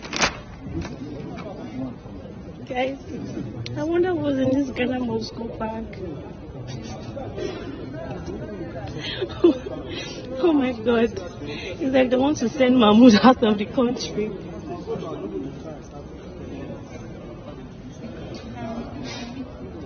Okay. Hi. Give me 1 second. I'm coming. Guys. Oh my God. I do some so that. So the popular Andu that actually does a wonderful job. There are many of them of this Obidient. One of them is called Miss Piel. Miss Piel on Twitter. Yeah, I believe that's her voice. She's been very, very, very wonderful, incredible. Like, if you want the manuscript of what is going on inside the courts, visual, picture, and the rest of that, she's very much handy. So if you really following this there, among other sources I also have, I recommend her. Anyway, it was like, we have evidence, we'll go show you, we'll go prove her more. You did not win, we'll go prove her more. Now everyone is more or less like, okay, this shit is getting serious now. But there are more dramas that I don't want to bore you with anyway, also behind the scene. But that one that I saw, I was like, no, I'm going to show this to you. That's how that went, okay? I think I should call it a night. Or should we take calls, even if it's just for a few minutes, right? You know what? Let's take a few calls. Now, if you are still here, you can still like this broadcast, okay? Like it, share it. And when I get back, I will take 1 or 2 calls, okay? Don't go anywhere yet. What shall I say unto the Lord? Yes, Lord. All I have to say, Thank you, Lord. what shall I say? Thank you,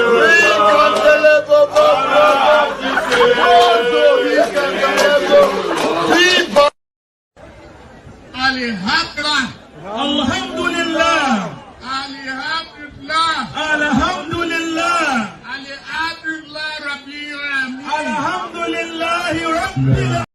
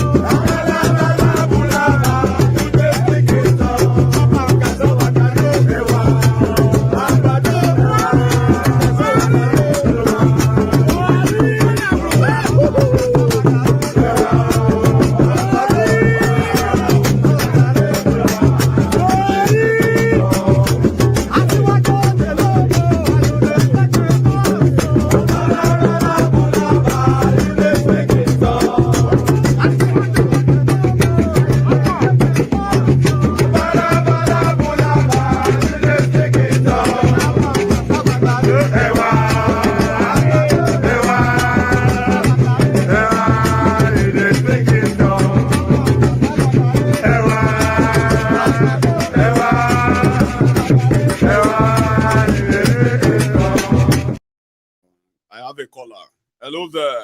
Yeah, hello, Maiyegun. Good evening. How are you today? I am very well, ma'am. Thanks for asking. Yeah, I'm fine. Thank you. How is Agbeke and my children? This is Abe Titi Ajaremi from London. Oh, bless you, ma. Fine, thank you. I'm around today. That's why I'm giving you a call. I always at work when you are online anyway. Oh, brilliant. Then you are now my first caller, which is even more. I'm so happy when I heard it. Yeah, I'm so happy. Anyway, firstly, I just want to say something about the Memudu Adamuata, whatever. You know, Tinubu can go for his money. You know, I think he gave the man money for this region. So he can easily go back for his money and collect his money back. So it's when demanded, deal, man. And that is why you have to deliver at all costs. It's not refundable. Oh yeah. Sorry. By the time they prove all this out, so he will demand for his money anyway. So that is that. And another thing is, you know, these Igbo people, I don't know what's wrong with them. I think it's only Yorubas that like money, because all these Igbo people, they are in the government. Can't they see the way they are treating Igbos? And they can't fight for themselves. Because none of them can fight for them. Yes, because it's not good. Look at the way they are treating those people. It's just because of money. I thought it's only Yorubas. Their own is even worse than ours. You see? We got help us, so we thought this is very unfortunate. Because I think that is going to be needed as well, Ma. Thank you so much. And I wanted to say about this Nadikano, I'm so happy for this guy that, you know, said it out. So I love him so much. Yeah, and I hope Tinubu will do. Yeah, I hope Tinubu will do it. I hope. I know. So let him go. Hope Tinubu will do it. I hope. So anyway, may God help us with this our country anyway. But the best thing is everybody should go on because to me, Fulani they've taken over the Nigeria already. They want to be in control. So both Yorubas and Igbos, we are different from them. So why can't they let us go? Everybody just go there. Anyway, very soon everything will be over soon. Anyway, we hope so. Thank you. Let me leave you for another person. Take care. Bye-bye. You too, ma. Thank you so much. Oh, she's still saying something there. Okay. I will read that up in the comments. I have another caller on the line. Here. Hello. Hello. Oh, got you. How you doing, Baba? Maiyegun Baba. Omobanle Balogun no sọ̀rọ̀ Afeez Balogun. Hey now. Baba. How you be now, Baba? Ọjọ́ mẹ́ta. Ṣé dáadáa lẹ́wà? Àlàáfíà ni o, Baba. Àgbékẹ́ àtàwọn ọmọ nǹkan ń bẹ̀. Maiyegun. Ò ṣe dúró wò. Kọ́lù ti wọlé, kọ́lù Maiyegun. Àwọn èèyàn tí mọ bó ṣe ń lọ rárá. Maiyegun. On the day of what we called my inauguration, I don't know if you saw any video of Kolu himself. I don't know if you saw a video of him. He couldn't even. A particular one whereby he couldn't even stand. They were trying to catch him. He was trying to because he's been standing for so long. Nigeria centered to that video where he was speaking to the royal fathers. Like if all of us want to be honest, what Nigeria is today, what could anybody make of that thing that he said? It's about 15 minutes video, right? It was just here and all of that. Just normal talk. I want to beg you, Baba. I want to beg you. When you were telling us about that video, until you listen to it, then you will understand how bad, how damaging that video is for your brain. Because I was listening to it and it was damaging me. I could not make any sense out of it. You know, sometimes you feel like, okay, he wants to talk about the youth. Let me listen. Then he will start talking and talking. Then he will just say something that is completely unrelated. Then you move on to that one. And you're like, what did he actually say about the youth? Other than the normal one, we need to work together. I need your help. Like, you didn't say anything. But again, they say he's very intelligent, Baba. Baba, one thing I want you to also understand as well is this. All your new listeners that are just coming through. Baba, don't forget we, the people that have always listened to you, we are still in the background. Let them continue coming. And I want to remind them all. Anybody. You know that kind of thing. They are looking for where If you're looking for where they're going to romance anybody's ego, whether it is politically or religious or anything, we talk say we should respect elders or respect leaders. If they come to us and say we need to show some respect, you might think, they may think they are trying to like be politically correct and advise us, but they won't understand that that's actually you insulting us. If you come on to MaiyegunsDiary, this is not the place. Say, Maiyegun, I mean, let's show some respect, please. At least let's you are insulting us. Baba, you know what I'm going to say. You know what I'm going to say to you when you have people like that who does not know how far you have come. You tell them to go and start from the beginning. Right. And start listening to Maiyegun. Then you will understand why Maiyegun is talking the way he's talking. Yes. Maiyegun is not just talking anyhow. Go and listen to all his videos. Then you will understand why he speaks the way he speaks. Thank you so much, Papa. I'll take another one. Papa. So I just want you to know that we are still here. We are here. We are always here. We are not going anywhere. Your brother, isn't it? Yes. Thanks. Yes. Yes, we are here. Another one, yeah? Thank you. Cheers, man. So he's right. What happened is that if you are new on MaiyegunsDiary Politico and you are wondering why we are talking the same way we are talking, Ahmed, how are you, Baba? Wow, I just do. How's your side? Enjoyment. Well, I'm surviving. We're here. Yeah, you get what I see today online. You be like, no, you don't teach her. You call pop up on my feed. So someone put in been put waiting be name Tinubu picture, Awolowo picture, and then MKO picture. We really call Meji, Meta on Toshi Abiba Ojiko. But I can't laugh say where you can't put Obasanjo. As I go comment section, everybody say, what about Obasanjo? Some will can't talk say na Igbo in Papa. Only etiwa adipe olubukungu. Adipe olubukungu. Ashiri. And you do you know that Obasanjo's father is Igbo? Obasanjo's father is Igbo that everybody talks about. Do you know that it actually came from the AD of Tinubu and their gang? They started it. They actually started it back then. They said Obasanjo has no interest of Yoruba, and a lot of people believe that to this day. Some of us still kind of say, well, Obasanjo don't prove to us, say, sure say that man Yoruba. Now Tinubu and gang anybody that is not in their politics, like that. You'll be classified as an enemy of Yoruba land. But look at Yoruba land that they control today. It is even, I will even talk, say, Obasanjo somehow, in get background past Tinubu. No be somehow he get background. No. He get ni Obasanjo get family. He get childhood friends. He get people where we say elder. You know what I can say? Tinubu no get any. I know. I sabi that one. But this one Tinubu where we say we never see any one person making command contact. Say this person we me and him be sit down for class. I just say class. Go see. My grandpa,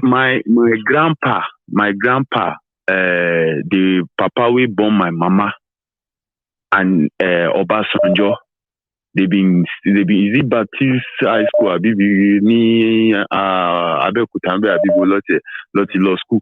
Right. Somehow like that. When my mom see they tell me, say is it I think MKO. I don't forget. She been tell me. She been tell me the story like that. I say, oh, some people we know about Obasanjo background more than this madman. We don't know where Tinubu are mobi to ti gbori wole mobi to ti yo wole yeah gan igina fun mama alien ohun neyin wan ko pe ìran mẹ́ta kan toshi ẹ ma toshi ku ni látayé dorun ni rí bá ti ṣe gbogbo àwọn wiri tó jẹ́ pé ìkọkúkọ le mo ko àwọn wiri story wọ́n na supu wọ́n na sabi bring up àwọn story yẹn nǹkan tó máa ṣe kú pa gbogbo yín òun lẹ tọwọ́ bọ̀ yín wallahi aboy to aro mo. Because as I see the thing back, somebody who saw the same picture, I think they sent it to me. I'm going to go check my phone. Right? The person who saw the picture also said, Baba, they said the Rometa Okintoshi and that MKO and then Awolowo. They visited. All I do. They visited Tinubu. As I say, what if he's actually visit to call him Munko? I'm looking for the photo now. I'm going to show it to people. They know they think. They know their sense. Because they set themselves up. They say the picture look like you know, some people said the picture looked like obituary. I mean, so like they are telling him that we are waiting for you. Yeah, I'll show everybody. Yeah, this year. No, I'm going to bring it up. You continue talking because your time is also running. Remember? And you see my obedience. Make una no worry. You know what? Breakfast. Lero. It's gonna be served to you. Maybe probably it's gonna be a little bit cold. So you want buying fagun. So today get to just. Probably you are buying DC microwave. They will help now microwave them. You know they expect anything will come out from Nigeria. Support the breakup. Thank you. I don't put the picture up, so I go see. I mean, I'll take another call. Yeah. Thank you so much for that, Ahmed. Let's go further. Now, here, I have another caller, and this is the image Ahmed is talking about. Here is my other caller. Hello there. Hello, Maiyegun. Good evening. How are you? I am very well, ma. Thank you so much. How are you? Yes, I thank God. And thank you so much for the wonderful job that you are doing and for enlightening a lot of us about the current situation that is on the ground in so-called Nigeria. Firstly, there is now a breaking news. Emefiele has been served a breakfast. Bagam. Yeah, we all know that. I'll go there, man. Go check on my source. Continue. Go on Twitter. 5 minutes ago, breaking news. Twitter carrying. Tinubu suspended Emefiele. I have seen it, man. Continue, man. Yeah. So that's the breakfast. We all know that Emefiele will definitely get his own breakfast. Now he has been served. Well, he's expecting it, I believe. At the same time, we don't know whether the issue of Naira is coming or going. The new Naira note that they forced through our throats. We don't know what we're going to do with it. Some of us in diaspora, we've managed to get the new Naira because if you're traveling, you want to have Naira with you. You do. Now you have the new Naira. And you don't know tomorrow they might change the Naira back to the old Naira. So you have to now look for someone to go back and change the new Naira to the old Naira for you. What a confused country. And on this so-called useless man, the Labour Party House of Reps that only tasted a crumb and immediately he starts singing from both sides of his mouth. Oh my Lord! You know what I figured out, man. You know when I said that some of them, when they can't make headway in APC, Egbekegbe or PDP, that is when they remember Labour or other parties that they can use quickly. Do you know that guy is actually a former? In fact, he was running to be, a candidate of APC. When he no get on, he decided to go and join Labour Party. And he got elected through the Obi wave. Today, he's talking about his president, who is like, it's the best day of his life. Check your stream, man. But continue. Can you just imagine in a space of how many weeks? They haven't sworn him in. This man is not. You know one thing? Yeah. The same thing happens to Desmond. You see, that's Desmond Hill. The man before they voted for that idiot. Because I campaigned for him. Oh, the man is going to go there. He's a young man. He's a youth. He's going to do this. He's going to do that. The man got in there, and he forget about all the stupid promises he made during the COVID. He was one of the people that actually heard the so-called palliative. Yes. This man was supposed to go in there and start fighting for the youth. The useless man went in there, forget the youth, and you can see this Labour candidate. He vows, I'm going to go there, I'm going to be different, I'm going to do this, Labour Party is different. We're following Obi everywhere when he's talking about consumption to production. But meanwhile, they are waiting for their own time of consumption anyway. No be so? Jesus. These people are real bad joy. I want something bass boss. These are the people they call that boss because they are by their wood. They are all fucking someone like part of my friends. Chancers, opportunists. That's who they are. Because you know when you hear someone that is Labour Party being voted in, you would think, oh, maybe they're gonna go and try to challenge in order to make a difference. If they try that, they will only be entitled to their salary and other emoluments. But the real money of budget padding, money stealing, doubling money, they will not participate in that. And I mean, I don't think many of them use Labour Party because of that. I mean, they are Nigerians, Abi. One of them just crashed by roadside now. If the so-called Obidient can find a way to kick this idiot out, they are working on it. That will send a strong message to others that are going to be voted or that are going to use this same platform to come. They will tell him to decamp. See, let me tell you something, man. Part of Tinubu's plan is this. If the courts fail to stop him in another 1 or 2 years, there will be no real opposition again in Nigeria. Are you following me? There will be no real opposition to talk anything politics anymore. Okay? So because by then, they will tell them to cross and they will protect them. You will not be able to recall them. They will put up every other, you know what I mean? And the journey towards that is about to start. Somebody will be saying that they are former member. Do you think it's going to be difficult to go back now and join them and then increase their rank? I just wish the Obidient the best of luck to find a way around it. But it's not going to be that easy anymore. It's like giving a madman Same thing with Tinubu. It's been declared. He's acting like president right now. It's like a madman with a cutlass, man. You gave it to him or you did not give it to him. It doesn't matter. He's holding the cutlass. How you go take collector from him? That's the battle. The man is mad. He is mad, honestly. And you know those so-called our royal fathers asking for them to look into insecurity. We are close to the grassroots. Then we can. That's another way to come us. Because they will now collect the money and nothing will be done. What is going on in Ondo State? The killings haven't stopped. Business as usual. Oh, Lord have mercy. That country has gone, they've taken that country to that cleaner and they've forgotten it there. Unfortunately, man. And all these so-called wicked leaders erupting every second. It's like they get confused with money and they get drunk with power. And this is the problem. They forget everybody around them. It's not people around them doesn't even count. We know what is going on in Ondo State or in Ife.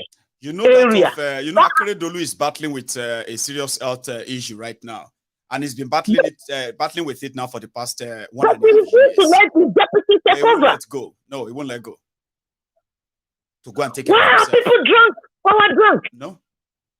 Let me allow you to take another course because these people sometimes I wonder if they are real human beings. Yeah, let me do just that. What happened is that I'm going to take a break and I'm going to ask you, my viewers, to also take a moment, leave the comment section, okay?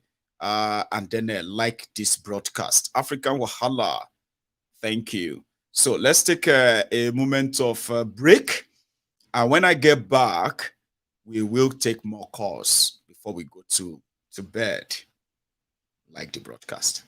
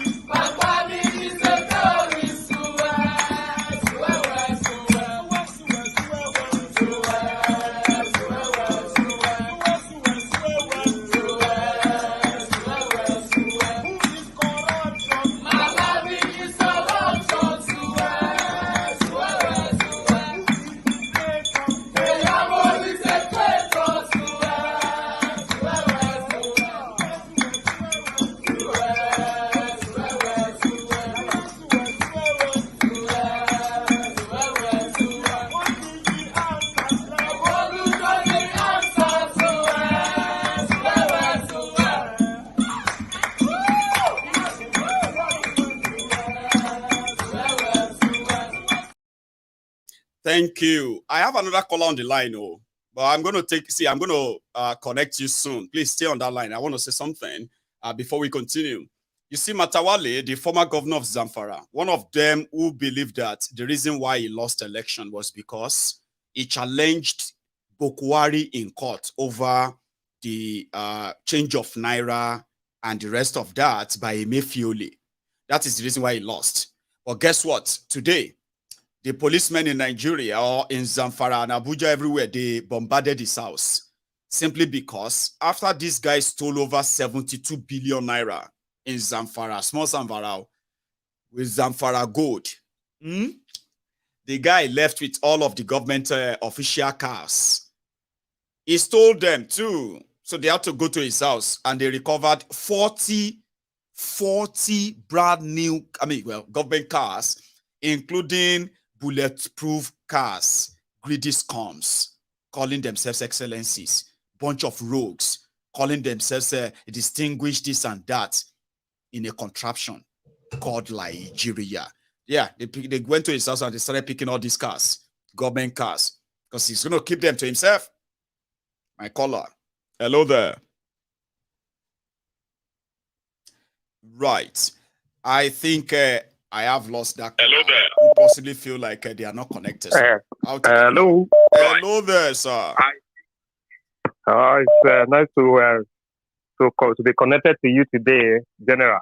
Yes, sir. Who is this? Sir Akiola, is that you? Yeah, so you are using your two phones again, trying to make sure that you don't miss. Now you finally shut it in, and here you are. How are you? Yeah, it's great to be here today. And I've been looking at a lot of people comment on some of the Labour Party that are now endorsing Kolu. And I think easy. They are so angry that somebody will be so dumb to be praising Tinubu like in this period and time, forgetting the fact that you can take them out of all these places, but you can't take these places out of them. It is Nigeria. This is what I've always mentioned to the Obidient, that look, some of them seriously they have a good mind. They want Nigeria, a good Nigeria, a better Nigeria. Yes. But what I've seen is that you cannot break the old PDP and form Labour Party and say that is what you are going to use to deliver Nigeria, in essence. Like it or not, give Kolu 6 months. You will be seeing a lot of Labour elected officials cross-carpeting so that they can probably won't care. Some of them won't, because APC will tell them, don't worry, they won't do anything to you. But unfortunately, the Electoral Act, they said the Electoral Act stopped them from crossing and said, in Nigeria, okay, we shall see. They will create division. The law says if there's a division in your party, the APC will help them to create that division. And it will be justifiable for them to cross carpet just because they are looking for position and juicy government appointment. This is how Nigeria is always run. We know that they will create, in as much they can justify that there is a division in Labour Party. And Papa is already doing that for them as we speak. Labour is going to be divided into two. And then that will provide the need for a lot of the elected Labour guys to cross carpet to APC. To quickly use that. Yeah. But that would be so sad. Now, what makes it more sadder is this. A lot of us actually saw that, but somehow we were kind of wanted to give them the benefit of the doubt. Unfortunately, it is now manifesting even early enough. It is sad though. Like, it's not being smart. If anybody thinks it's a political smartness, no, it's not being smart. It's a sad one, but it is what Nigeria has always been, except for those who prefer to not see it. Kolu is not 2 weeks in the office, and this is already happening. It's happening. And I was reading Labour. This even APC we praise Kolu talk to that to heaven, and you see a Labour man coming out and say this government, wow, it doesn't even need to speak to us again. We are ready to do any bidding that Kolu wants. Even if it doesn't need them anymore. It doesn't even have to ask them anything anymore. Like they will do anything. We agree. Anything you want, agree. Anything you want. Serious? So where does this leave Obidient? And like you have always said before this election, we leave you to go and fight for this. When you are disappointed, come back, and then let's come and fight for our revolution. For me, I didn't support Obi. I supported Maiyegun. It didn't go very far because I know that Nigeria needs revolution. This house of a cat, house of corruption must fall. And that is what this should be all about. I know that a lot of people have called me Agbado for not supporting. You get Agbado for your pockets, exactly. Like everywhere, Yes, look at check your back pockets. And smelling roasted corn. But this is the situation. We've always known Nigeria that all these people, even the young one, may even be worse than these old cargo that are going to drop dead very soon. I know. So, and this is, I hope Obidients are not going to be so angry. Let them go and use their force. We demand for Kano release. The Yoruba want to join and let's demand a country that represents us. So, and that is what my contribution tonight. Thank you very much. Thank you so much. For what you do. Yes, sir. Thank you so much, Akinola. I have another caller on the line. So let's take it this way. Hello there. Hello, Maiyegun. Yes, sir. The general here, Silva from Germany. How are you doing today, Baba? Doing fine. Are you? Well, I can see it on your face. You're doing. I'm doing great. Thank you, man. Thank you. And here we are. Yeah. Please go on. Yeah. So I would like you to give me that nice verb. What shall I say unto the Lord? All I have to say is thank you, Lord. What shall I say unto the Lord? Yes, Lord. All I have to say, thank you, Lord. What shall I say? Thank you,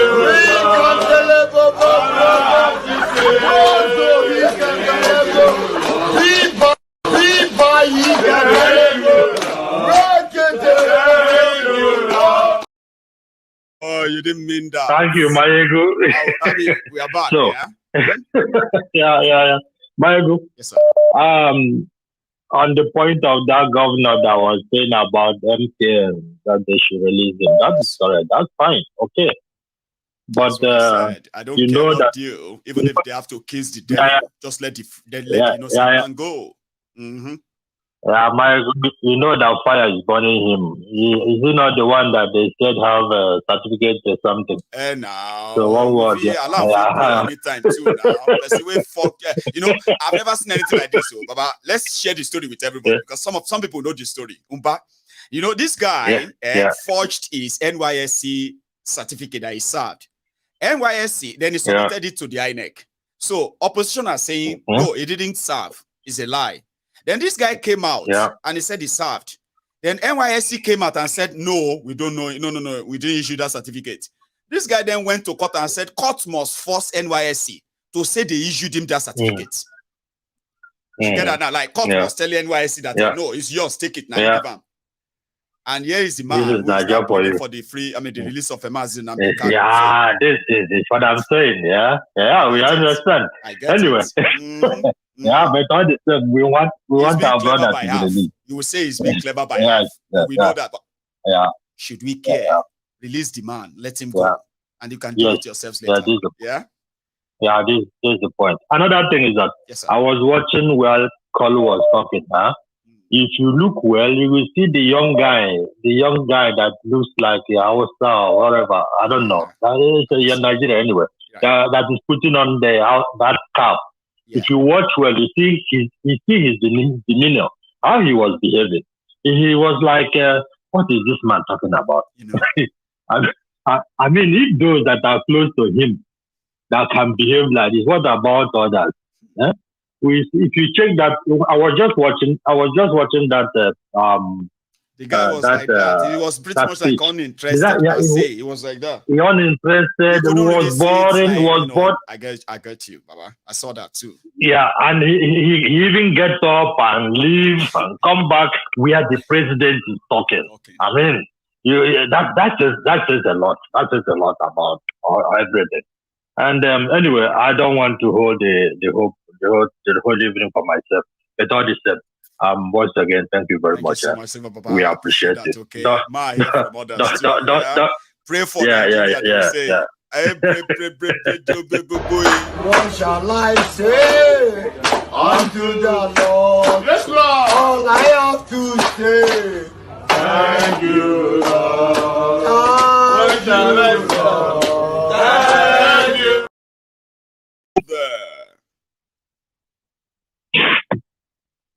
Hello. Hello, sir. Hello, Maiyegun. Yes, sir. Good evening. Good evening. I'm Okechukwu calling from Cambodia. This is my second time. From Cambodia. That's been a long time. I remember you. Yeah, I called sometime last year, towards November. I remember you, especially Okechukwu from Cambodia. It makes sense now. Exactly. How you doing, Baba? Yeah, the last time. I'm good. I'm fine. Beautiful. The last time I called, I said something about dividing Nigeria will not come that easy. Yes. I don't think that anybody will one day ask a peace referendum for Nigeria, for any tribe or any group that is seeking to leave Nigeria to exit. If you look at the character of the people in power, you will know that when they see your flag, they will shoot. When they see your group, they will shoot. It doesn't look like a character that will one day decide to give you referendum or those kind of vibes to leave Nigeria. Nigeria will only take by force. That is the way I see it. And about this Enugu state governor asking for the release of Nnamdi Kanu. He doesn't. I can tell you that man don't want Nnamdi Kanu to be released. Really? The release of Nnamdi Kanu will not. Nnamdi Kanu's character do not support people like him to be governor. Yes, so he just said that because when he said something about banning sit at home, it's like people agitated, and then he tried to find something that will appease the people. You know, it's always used to say, you can see an State governor. Anytime he messed up, he will just say, Nnamdi Kanu, and people will feel like, he's trying his best, you know. I get you now. I get you. It's been so. What he's doing right now is like he's being a politician as usual, taking advantage of an issue, right? Making it to his own advantage, not like he was. Exactly. I'm from Anambra State. Most people are mental about Nnamdi Kanu. Anybody that calls for his release, like most people feel like he's one of us. He's one of us. So it's not. Nigeria is. I call Nigeria a dangerous diversity. Nigeria is a dangerous diversity. It's a complicated place for Igbo, Yoruba, and all tribes in Nigeria. If you look at what happened in Lagos and the law they are enacting about how to favor the Yorubas, I can tell you, those people don't care about Yorubas, not just Igbos. Baba. We all know that. They don't care about Yorubas. Anybody that care about Yorubas, anybody that care about Yorubas. Yes. We never attempt to destroy Nigeria economy that way. We always support any economic activity that is improving the city or the state and all that. I don't think. I think seeing Tinubu as the president, they want to bargain on the situation and continue to be relevant. It's a dangerous diversity for everybody. I will give a chance for other people to come. Thank you for your time, Maiyegun. Same to you. Thank you so much. I am glad that you raised what you raised. But what I'm going to do next is that I want to show everybody something. Okay? Hello. My caller. This is Julian from Colorado. A second, okay? Please hang on. This indigenous law of Lagos, right, is not targeted at the big fish. Okay, non-Yorubas who have managed to build empire for themselves in Lagos. Okay, they are not the primary target. The primary target are the hardworking people, non-Yorubas, who put together their resources and save their money, bought land, and some of them are building their land, okay, as their own retirement place after all of that hard work. Now, you all know the problem of land in Lagos. What Obasandi and co are proposing is to legally harm the Omoniles in Lagos. And then they can easily target those they want to go after. For now, maybe the Igbos, but they said non-Yorubas. So the law like that will now empower Bales, all these thugs who have become kings in Lagos, Agberos, thugs, criminals, and a bunch of them, wearing different Yoruba theater crowns, and they call themselves Yoruba Obas. These are a bunch of land grabbers, okay? Illegal land grabbers in Lagos. Now, with Obasa's attempts, they will empower people like that. And all of you who bought land in Lagos 10 years ago, 20 years ago, the likes of these criminals, with Obasa and co, they will force you to come and verify your land paper. Shebi, they will tell you to bring all your landed paper. You know, you've built your house 10 years ago, or you are Igbo, Abi. They want you out of their land. They want to take over your land. They will tell you to come and verify your documents. And they can tell you easily, your documents are fake. In Ogumbo in Lagos, they've already put out a notice. Everybody who bought land in this part of Lagos, Ogumbo and all that, they are compelled to show up with the document of their land, or else on so date, if they fail to bring all the landed documents they have, including the one they've built all their houses, for verification. You know what that means? When they say they can't verify you, now there they go to begin to separate the Igbos they are targeting.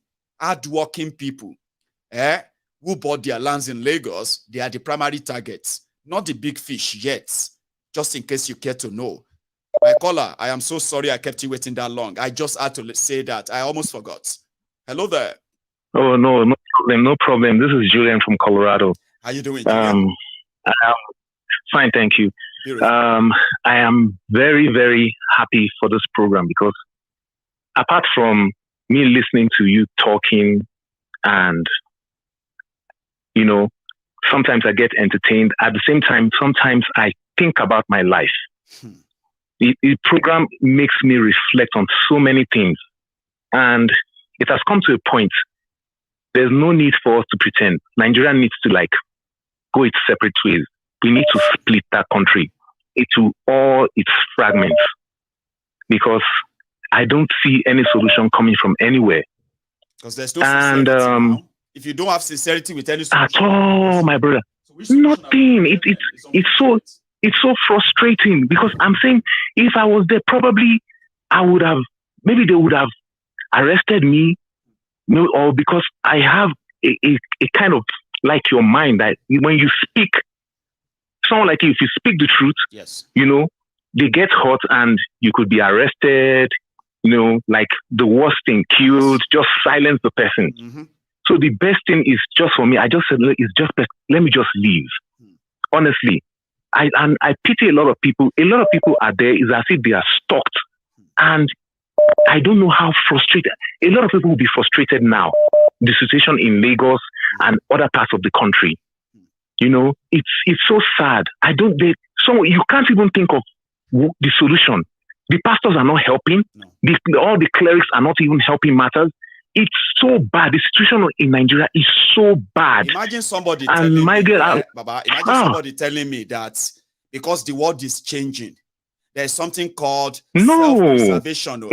They said the attempt of taking back people's lands and people's property using state law in this regard. They said Oyinbo does it. So I was like, if you want to do that, for example, in Nigeria, first thing you have to do is to break up Nigeria. Break away first. Yes. And then you can begin to make laws for your country and say, oh, you can't, you know what I mean? You can't do that in a country you call one country, one Nigeria, where your law says as Nigerians, you can be anything, anywhere, without interest. That. Can we stop the hypocrisy? That's what I'm saying, Baba. Oh, God. Then secondly, Maiyegun, you know, like that caller Mohammed, this first day he called, I had already bought food. You know, when I'm watching you, maybe sometimes I told you I can feel entertained and you know I reflect on so many things. But that day I just said, okay, I know. I bought Chinese. When that boy called, my blood was boiling. I was angry. I called, I dialed your number 266 times. Wow. Sometimes it will ring because other people were still calling. Yes. I was mad. Just like Maiyegun, please. We don't know. We love you. We love you so much. You don't want anything to happen to you. I know. That guy, don't trust him. I don't trust that guy. You know, there was one other time he called. Your spirit is so strong. He didn't mention his name, but you called his name out and he said, yes, he's the one. That guy, I don't trust him at all. Because Nigeria is such an evil place. We don't know if they are using that guy. Even if, I don't bloody care what his name is, whether it's Belgore or Belgore, whatsoever fucking name he has. Don't even trust him again. I think you should just block that guy. That guy should not. Because if all the callers on this program... The people here are not comfortable and they feel like... I am not even... Like, is that how you feel? You feel so strong about that, yeah? Julia? Because after he called, when Osita now called, you know, Osita called after he called. You know, like, I was so outraged. I was calling that day. I couldn't even get through because a lot of calls. But this guy, he's not a truthful person. He's not real. I think I smell something sinister about him. And for you to have sensed that he was the one before he even called his name, it shows that, look, your spirit and this guy's spirit is not the same. Even most people, look, we wouldn't want anything to happen to you, God forbid. I know. We wouldn't want yet. Because what you are doing, you are speaking the truth. You are opening the minds of people. Look, the message is going across, is going beyond what you can ever imagine. I get that. So I wouldn't want that Muhammad guy or whatever he calls his name. He should stop calling this program. If he starts tweeting or anything or indeed, Baba. Look, then let him know. My name is Julia. If he tries anything, look, I will cause the living light out of him. Because number one, for you to come out to insult a human being, a man, someone that is doing something so innocent, speaking the truth, and now you want to put him down? No way. But Bible, ignore such people. Just know that the galaxy is your starting point. Nobody's going to put you down. I know that. Nobody should put you. Nobody has the right. Nobody has the power to put you down because what you are doing, it's a talent. It's a talent that I don't know. It's your gift. It's something unique to you. You know something. So if anybody wants to try you, if somebody wants to try you, like Belgore or whatever he calls his name, who the bloody person, I don't do that. Look, I'm outraged. Now I'm remembering what happened the first day. I don't want to go down. No. You know what? I'm going to let you. No, okay. Yeah, right. Okay. Just okay. Yeah. Nothing will happen. I get people. And I know that, one thing is this. If you really want to, sorry, my caller, let me just say this quickly, okay?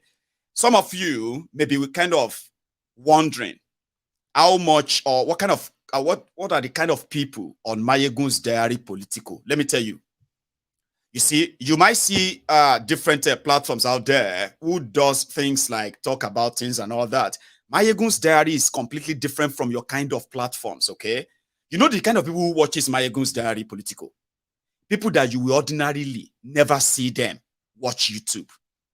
Or sit down and watch somebody because he's saying something. You know, they don't care. You know that kind of people? Busy people. People who are busy with life. And if I could convince them that as much as they kind of want to live their life, and just do their thing without having to worry about a lot, I convince them. Do you understand? I convince the people that you will never ordinarily see before any screen and see them watching YouTube. I convince them that even if they pretend that what is happening in Nigeria doesn't concern them. But here, how this is going to concern them or affect them. A lot of them who have now become the disciples of the Temple of Truth today, older guys, mid-to-age guys, younger guys, these are people who invested their time in understanding Maiyegun. So sometimes if you are new and you are looking like, this Maiyegun, I say this Maiyegun can never do anything wrong in the face of his supporter. No, they are not stupid. They can smell the hypocrisy of some people from very far away. Okay? Like somebody trying to target Maiyegun in a way to say, well, they will tell you, no. We are not here to test Maiyegun. Maiyegun is here to speak to our conscience. And what you do with that is completely yours. Now, if they smell the bullshit from far, where you want to come and take a dig at me, Baba, they go respond to you. I just want to tell you. It's not because they don't have the mind of their own. It's because they can sense when charlatans decide to kind of destroy something so good or target a good man like me. I'm a very good man, and my own people told me that. There are evidence of that. Don't target me, because in the face of my own disciples, the real supporters of Maiyegun, who knows me very well, I can never do any wrong. Not in this kind of, you know what I mean? You can't get wrong with the way I speak. If you feel like I'm disrespecting people and the rest of that, to us, that's your problem. I can never be wrong. Do you understand what that means? When you are saying the truth, you can never be wrong. And guess what? When you are saying the truth as well, you don't even need to remember anything. Maiyegun, but last week you told us that it was Kiniko. How come you are changing it again today? No, you will never find that around Maiyegun. That's why I don't have to remember what I told you last week, or what I told you last year, or the last 10 years. And guess what? There are people who have been with Maiyegun for 10 years. And one of the things that actually really marveled them is the fact that the Maiyegun of 10 years ago is not different from the Maiyegun of today. Now, when they say it's going to change, now so that they do, it's because you are new. So the likes of Julian and the rest of those who are going to call in to call out your bullshit is because they can sense it. If you suddenly feel like you want to challenge Maiyegun, you can't challenge me. You can disagree with me. Maiyegun, I disagree with you. You can't challenge me. I am not in any competition with anybody. Do you understand what that means? I've got believers. People that ordinarily you probably would never think they are the fans of Maiyegun. They sing my praises in my lifetime. I sing mine as well. They give me my flower in my lifetime. And I take that from them all the time. So don't try it. I don't think you want to find out who are those behind Maiyegun. You don't want to find out. They talk like that. Sorry, guys. I'm so sorry I kept you longer than I planned. Yeah, hello. Are you still there? Hello. Oh my goodness. This No, is I'm a first time caller. I'm a first time caller from Atlanta, Georgia. Oh, bless Can you. I What's get your the name, if can you I don't mind, get can I Damola? Oh, Dami. Baba. Yeah, Dami. You are live anyway, so everybody can hear you. Please. So before I even start, let me just give you your flowers. Thank you. I'm one of those guys that I grew up in the United States. My dad sent me back. I did SS1, SS2, SS3. Right. So I was in Nigeria when Kalu was governor. Oh, 99, 2007. So, yeah. So, I can, so I understand him. I understand when everybody was trying to say, oh, give him a chance. I know how evil that man is. But before we get to that, let me just give you your flowers. You don't know what you mean to us, people like us in the United States, trying to figure out why are we so great everywhere but in Nigeria. I was on the ASA show the other day. I saw, you know what ASA is, like African Student Association.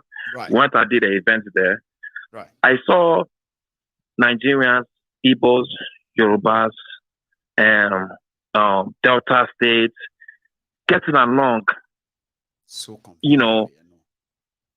togetherness. But in Nigeria, it's an issue, So, you know, you mean a lot to us because, you know, listening to you every day gives me that kind of hope, strength, energy to know that one day we're going to be free from this evil and this tyranny. So I want to give you your flowers. Thank you so much. I really appreciate you, Maiyegun. Thank you so much. Coming from all the way from Atlanta, Georgia. When you come to Atlanta, when you come to America, I can't wait. We're going to throw you a big party. Really? We're going to throw you a big party here. Right. You know, I am going to Belfast. When you come, I'm going to Belfast at the end of this month or early next month, and it's going to be about the process of me coming to the US in October. So I plan on coming probably for 2 weeks. Please. All things being equal, please. I will tell everybody here when that happens. I love to see everybody. Oh, you have to come. No. We're going to do a big event. Maybe either in Atlanta or in New York, or we're going to have to do something massive when you come. We have to. It's quite that's interesting, right? I look forward to that because I've heard that from so many people, and I kind of want to see that happen too. Baba, you know, let me say this quickly. I love the fact that you are able to call in it tonight and say this, Dami. Okay, I tell people all the time that this goes both ways, because when I come here and say something, I'm telling you what I know. In the process, right? Other people also call in to tell us what they know. So it's more or less like, you know, a learning curve for all of us, trying to understand ourselves and at the same time trying to tell ourselves what we know about Nigeria without having to sugarcoat or cut down. Maybe if we get to be honest with ourselves and reduce the act of living in denial, maybe by so doing, we will all begin to take this issue serious, you know, that kind of thing. So, and I appreciate the fact that a lot of you also makes it more interesting on this platform where, you know, I mean, we all learn. So if by any means I stop being me, it's not going to be your loss. It's going to be my loss too, because I'm going to lose all these beautiful people who spend their evening, their morning, their afternoon to contribute to what we now have and call the MaiyegunsDiary Politico. So it goes both ways. And I'm always grateful to every one of you. I can't see everyone at the same time, but you have no idea how eternally I am grateful for what you have done in my life. All of you. This changed my life. Daddy Dio. It changed my life. I have met people that I will never meet in my life. Right? I have connected with a lot of people that ordinarily they will never know me. Now we have built a community. No matter how far we live apart, we tend to be so together every night like this. And it has become a sort of a tradition. That's a life-changing one, Baba. Everybody around me, like even girl I'm talking to, you must be quiet when Maiyegun is talking. Straight up, like I don't miss that 3 o'clock. I don't miss it. But let's get to the point, please. You know, there's this thing that keep bothering me because the way I came, you know, my whole movement for me going up in America, going back to Nigeria. You know, it was kind of strange because, you know, in America, the curriculum is kind of slow. You know, Nigeria, they graduate early. So when I went to Nigeria, I saw how smart these people are. And I couldn't, you know, I went SS1, SS2, SS3. Right. Then when I got back to the United States, I couldn't understand for the life of me why Nigeria look like that and the United States look like this. As young as you in every single, in every single industry in the United States, we are running. In every single university in the United States, there's a Nigerian top 5. Every single university in the United States, there's a Nigerian breaking barriers. So, you know, this thing kind of got me down, depressed, sad. I mean, some of these politicians, don't you guys have national pride? Exactly. Aren't you guys? We went from being a country that was once richer than China, richer than most of these countries, now to the bottom. Than Somalia. To the bottom. So, you know, I've been depressed, but one day I stumbled, like early last year, I stumbled upon your program. And it was just like food to my soul. Like, you know, now all my cousins calling me from Nigeria. I'm giving them the news. They don't know the news. They're too busy working. They're too busy hustling. Most Nigerians don't even know the news. When my cousin call me and they want to start telling me about Kolu, I'll give them facts. They don't even understand how I'm getting the facts. They don't know that I got that Maiyegun, I'm a part of the temple of truth. So they'll come and they'll start to tell me lies, one lie after the other, one lie after the other. One time, one APC guy called me. He said, you know, Badepo, he do weed. He smoke weed. Like, I said, yeah, but your principal does cocaine. Your principal does coke. He does cocaine. So he kept quiet right away. He didn't say nothing anymore. He kept quiet right away because he knows it's true. So, like I said, like, I really want to thank you. I'm so much more enlightened because of this show. This show is a very educational show.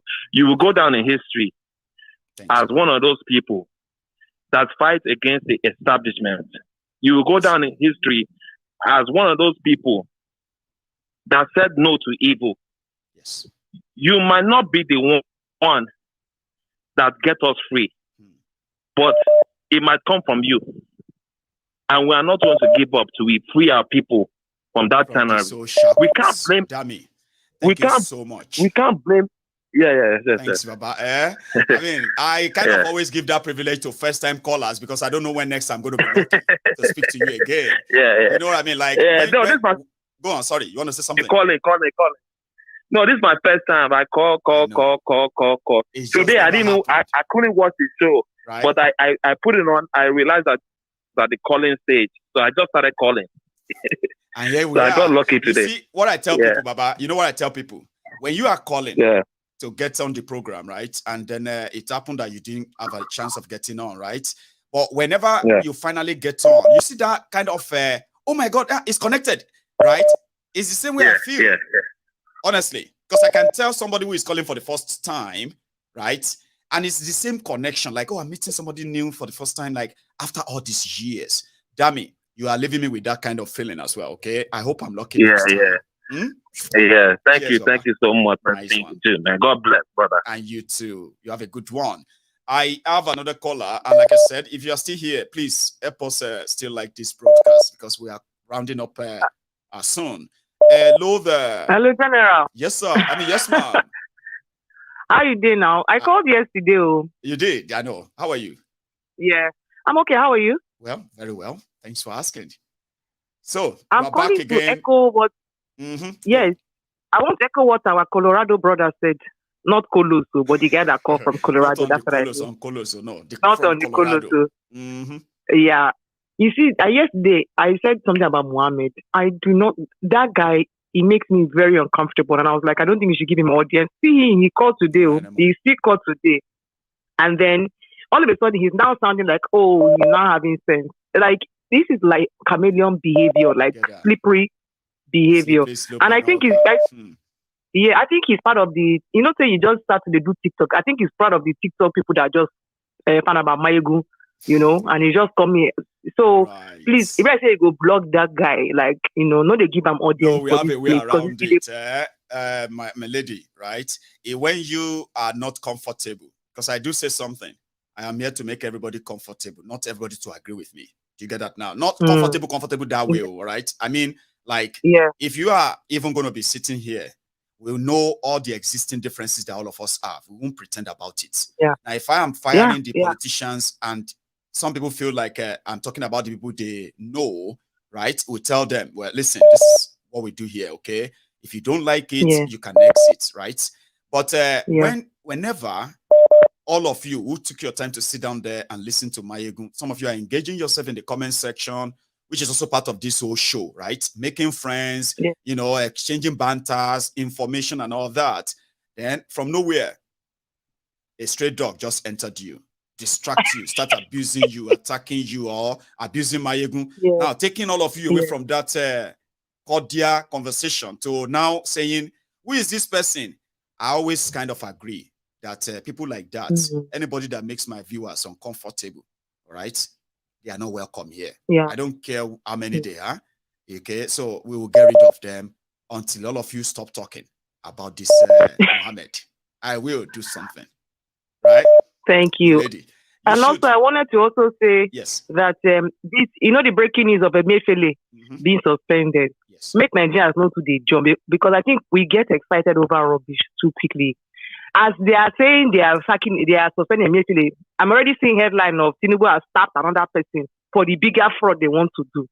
Please, so make nobody, so we should not be getting too excited. Yes, Emefiele is the ultimate devil that made us to force us into 200 naira that we will not know where the money, how the money lays circulation, and not understand the game. But it is just like the next step to the bigger fraud. So there's nothing to get excited about. So just wanted to let people know. Do you remember when I said Emefiele will be the fall guy? Okay. Yeah. And Emefiele is going to be like the new Dasuki. Somebody they have to use as the poster boy of everything that is wrong with Buhari's government. Absolutely. They're going to start probing him. They're going to start saying they found something. They're going to say he has this money, he has this house, and it's going to be in the news. I said that weeks ago, remember? I remember that day, even with all the fraud that all the other people, even that aviation minister guy, they go come out eye for there. Emefiele is going to be the new Dasuki. Watch out, right? But telling him to resign, telling him to telling him to resign, and then telling the media that he has been suspended. A conflicting news. Do you know that president can suspend the central bank governor by law? He will need to write it to the National Assembly that is he wants him replaced, and he will send another name. But the media already said he's suspended. No, he's not suspended. They told him to go and tender his resignation after briefing them the last time. But there's nothing like rule of law is out of the window in Nigeria. So I don't even bother. It's all it's all game. Anyway, let somebody else have opportunity. Thank you. You should have a good night, all right? So you too, good night. We go. My time is kind of up. But I am thinking I should. I'll take one call, just one last one. All right. I know we still have about 20 minutes, but we are finishing early. All right. So let me take this as the last call. We don't have much time. Here. Hello there. Yeah. Hey, Osita. Now you can't take the last one. Yes. Oh, bless me today. It's the most beautiful Friday, then. It is. It's looking at it now, because comparing the fact that you are in the US, mine is already wrapping up. Yours is just showing. So yeah, it's going to be a beautiful day. Yeah. Anyway, I've been trying to call. And I'm looking at my dial. I think I dialed for 103 times. So is that not wonderful? I mean, one of them finally actually click, and that's all that matters. You know that? That's to tell you how intoxicating the truth that proceeded out of your mouth, how it has been. It is intoxicated. Every right-thinking person will always want to be part of your show, will always want to listen to you. Thank you. Because it's difficult to find truth in the part of the world where we come from. And that is the reason sometimes when you are saying that truth, some people are laughing. Some people are, sometimes, believe me, when I look into this program even, we're only talking about Mohammed, but there are so many Mohammed here. Sure. Because some people will come here, all they want to make jest is, they will see, what the Obedients are doing. But I feel sorry for anybody who thinks they will come here.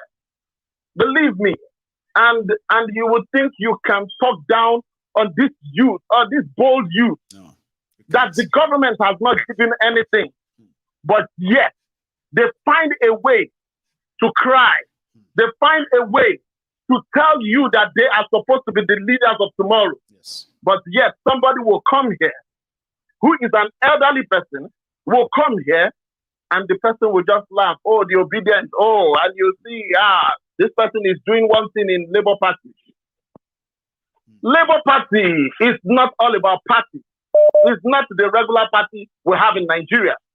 The Labour Party that you have in Nigeria, it is the Obidient people who want to force a change in the society. Yes. No matter how you want to force the change is change. That's right. Everybody's got to play their own different role. Even when you are fighting war, the armies, they take on the ground. The Marines, the Navies, they take on the sea. The Air Force, they take on the air. Everybody's got to play their own role. Not thinking that, oh, it must be certainly the way you know how best to do it. Somebody was talking to you, the last caller was talking to you. He was telling you something about you might not be the person to set Nigerians free. But the truth is that a journey of 1,000 miles begins with a step. Once upon a time begins a beautiful story. That's right. You have already created that path for others to follow. What do you mean by others following? What you mean by others following is that they have to follow to do their own path. And not just to follow. And not just to follow to behave like a disgruntled people. So you have to follow to do your own path, to play your own role. But it's not for you to come up here and you laugh. Like I told you, there are many Mohammed here. They would just tell you, everybody wants, everybody wants it to be all about tribe. That if it is my tribesman that is ruling, there's no problem. But if you are a true son of the soil, because the true son of the soil is that man that knows that whether you are rich or you are poor, whether you are good or you are bad, you will end up going 6 feet below. You will die one day. I am one of this person. If somebody comes to meet me and tell me, Obani Omar, I don't get angry because it is appointed unto every man that is born of a woman to die. So it's not an issue. So what everybody loves is that if it is my tribesman, we don't care. They can come out here just like that boy does. They will come up here. They will talk as if they are sympathizing with us. We don't need sympathizers. Corner. Yes, we don't need sympathizers. What we need is people that have empathy. Yes. We don't need people to sympathize with us. No because it is our fight. It is our fight. It is not left for any one person. It's not left for Maiyegun. It's not left for me. But we will have to put our resources together to make this thing work. Believe me, I feel so sad. Anytime I see people come up here, instead of they talk the difference. I was telling my friend here that the difference between where we come from in Nigeria, and the white, the difference between we and them. What CNN, what Sky News, whenever they are talking about political issues, believe me, you see them, they feel like crying. They feel like crying when they are talking about it because it is something that affects their future. Yes. But if it's our own, we will laugh. What's the most Sunday go? People here. But life don't work like that. Why are you empowering them as if they did something big? If not because of there's a gang up in Nigeria, I wouldn't lie to you. As big as I am, most of them cannot come before me and say nonsense. I will slap the hell out of that one. But one thing that the Bible says, by the arms of the flesh shall no man prevail. It is not all about if we go there to go and fight them just like that, they will kill all of us because they have the gun. But what do we do? What we will do, like my father will say. My father will say in Igbo language, meaning that if all of us come there, we piece together, we urinate together, you will see the bubbles when you go drink out. That is what my father used to say to us. Because we can't do this thing alone, individually. No. When you come up here and say, oh, I don't shower after all, I don't support Obi, I don't support Obi. If you don't support Obi, support what those movements stand for. Support what that movement stands for. It is not all about Obi. Obi is a billionaire. If he likes, he doesn't even care about Nigeria. He will survive. After all, he knows his way around them. Yes. They will be even glad. They will be glad to have him in their boat. On their side, exactly.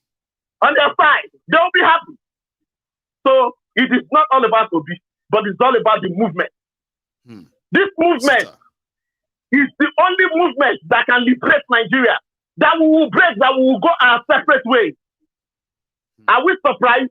Are we surprised what happened in Labour Party that somebody who was elected? I am not surprised. If everybody's surprised, I am not. No. Because if you just take time, even if you put a Reverend Father there, this thing you look at, that system is going to eat him. Because if you dare say that it is that system you are going to operate on, if Obi says that system is going to operate on, if he's the president, I'm telling you, my brother, he will certainly lose. It will end up the If same. anybody don't know, if anybody don't know, you should know it now. The major reason that Afenifere they supported Obi was for one reason. He accepted to do their will, what they want him to do, what Afenifere stands for. That is the reason they supported him.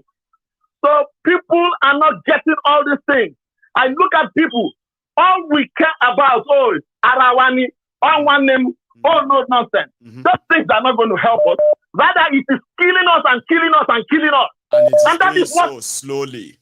Osita, thank you so much. And go on.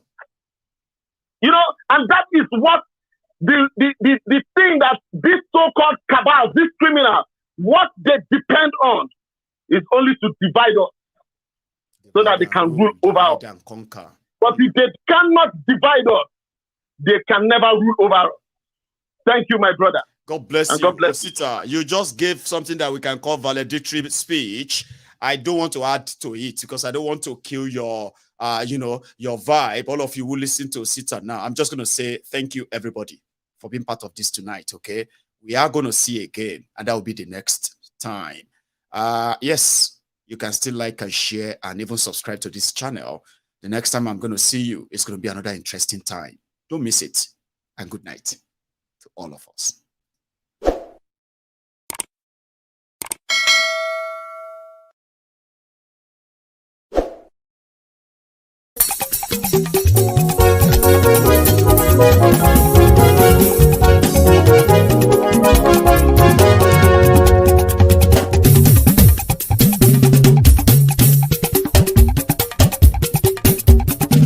Maiyegun làwa mọ̀ làmọ̀ tó dòdòdò. Maiyegun Diary, Maiyegun number one. Maiyegun làwa mọ̀ làmọ̀ tó dòdòdò. Maiyegun Diary, Maiyegun number one. Maiyegun ti dé o, ọ̀rẹ́ ara yìí. Maiyegun Diary, Maiyegun number one. Lórí Facebook, lórí YouTube. Maiyegun Diary, Maiyegun number one. Gbogbo bó ṣe ń lọ ni Maiyegun já wa sí. Maiyegun Diary, Maiyegun number one. Àṣírí ọ̀jẹ̀lú kì í bò níbẹ̀ o.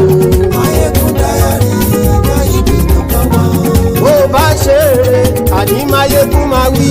Maiyegun Diary, Maiyegun number one. Ó sì tún ṣe eré, wàá gbọ́ níbẹ̀ o. Maiyegun Diary, Maiyegun number one. Maiyegun Diary, Diary Politico. Maiyegun Diary, Maiyegun number one. Godfatherism kò sí lọ́rọ̀ Maiyegun. Maiyegun Diary, Maiyegun number one. Ẹ farabalẹ̀ sẹ́ o kẹgọ́rọ̀ lẹ́nu o. Maiyegun Diary, Maiyegun number one. Àní Maiyegun làwa mọ̀ tó dòdòdò. Maiyegun Diary, Maiyegun number one.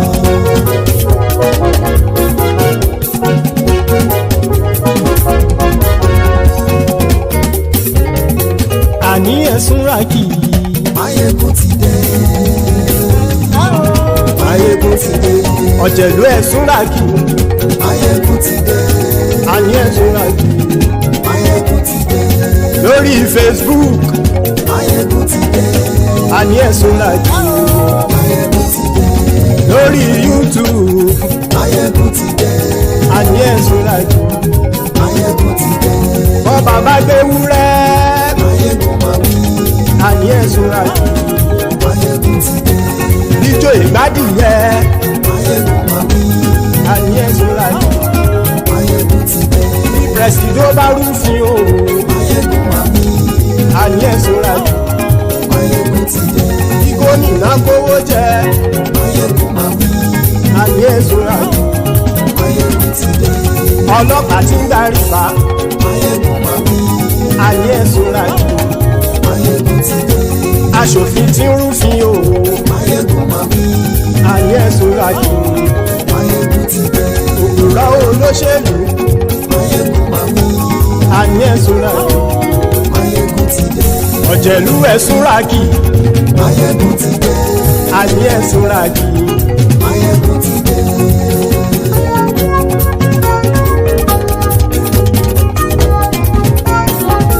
Maiyegun ti dé. Gbogbo ọ̀jẹ̀lú ẹ̀sùn ràkì. Maiyegun ti dé. Gbogbo ọ̀jẹ̀lú ẹ̀sùn ràkì. Ṣùgbọ́n ní bá ti ṣe èyí tó yẹ kí wọ́n ṣe, ọmọ bá dèrò ní fi wọ́n níran o. Maiyegun ti dé. Gbogbo ọ̀jẹ̀lú ẹ̀sùn ràkì. Maiyegun ti dé. Gbogbo ọ̀jẹ̀lú ẹ̀sùn ràkì. Ṣùgbọ́n ní bá ti ṣe èyí tó yẹ kí wọ́n ṣe, ọmọ bá dèrò ní fi wọ́n níran. Wọ́n fowó bẹ́ẹ̀ o, Maiyegun ó sọ pé wọ́n ò bẹ́ẹ̀. Wọ́n fowó bẹ́ẹ̀, Maiyegun ó sọ pé wọ́n ò bẹ́ẹ̀. Oníkan ṣáàtì ṣe èyí tó yẹ kí wọ́n ṣe, fáwọn ará ìlú tó gbé wọn débẹ̀ o. Maiyegun ti dé. Gbogbo ọ̀jẹ̀lú ẹ̀sùn ràkì.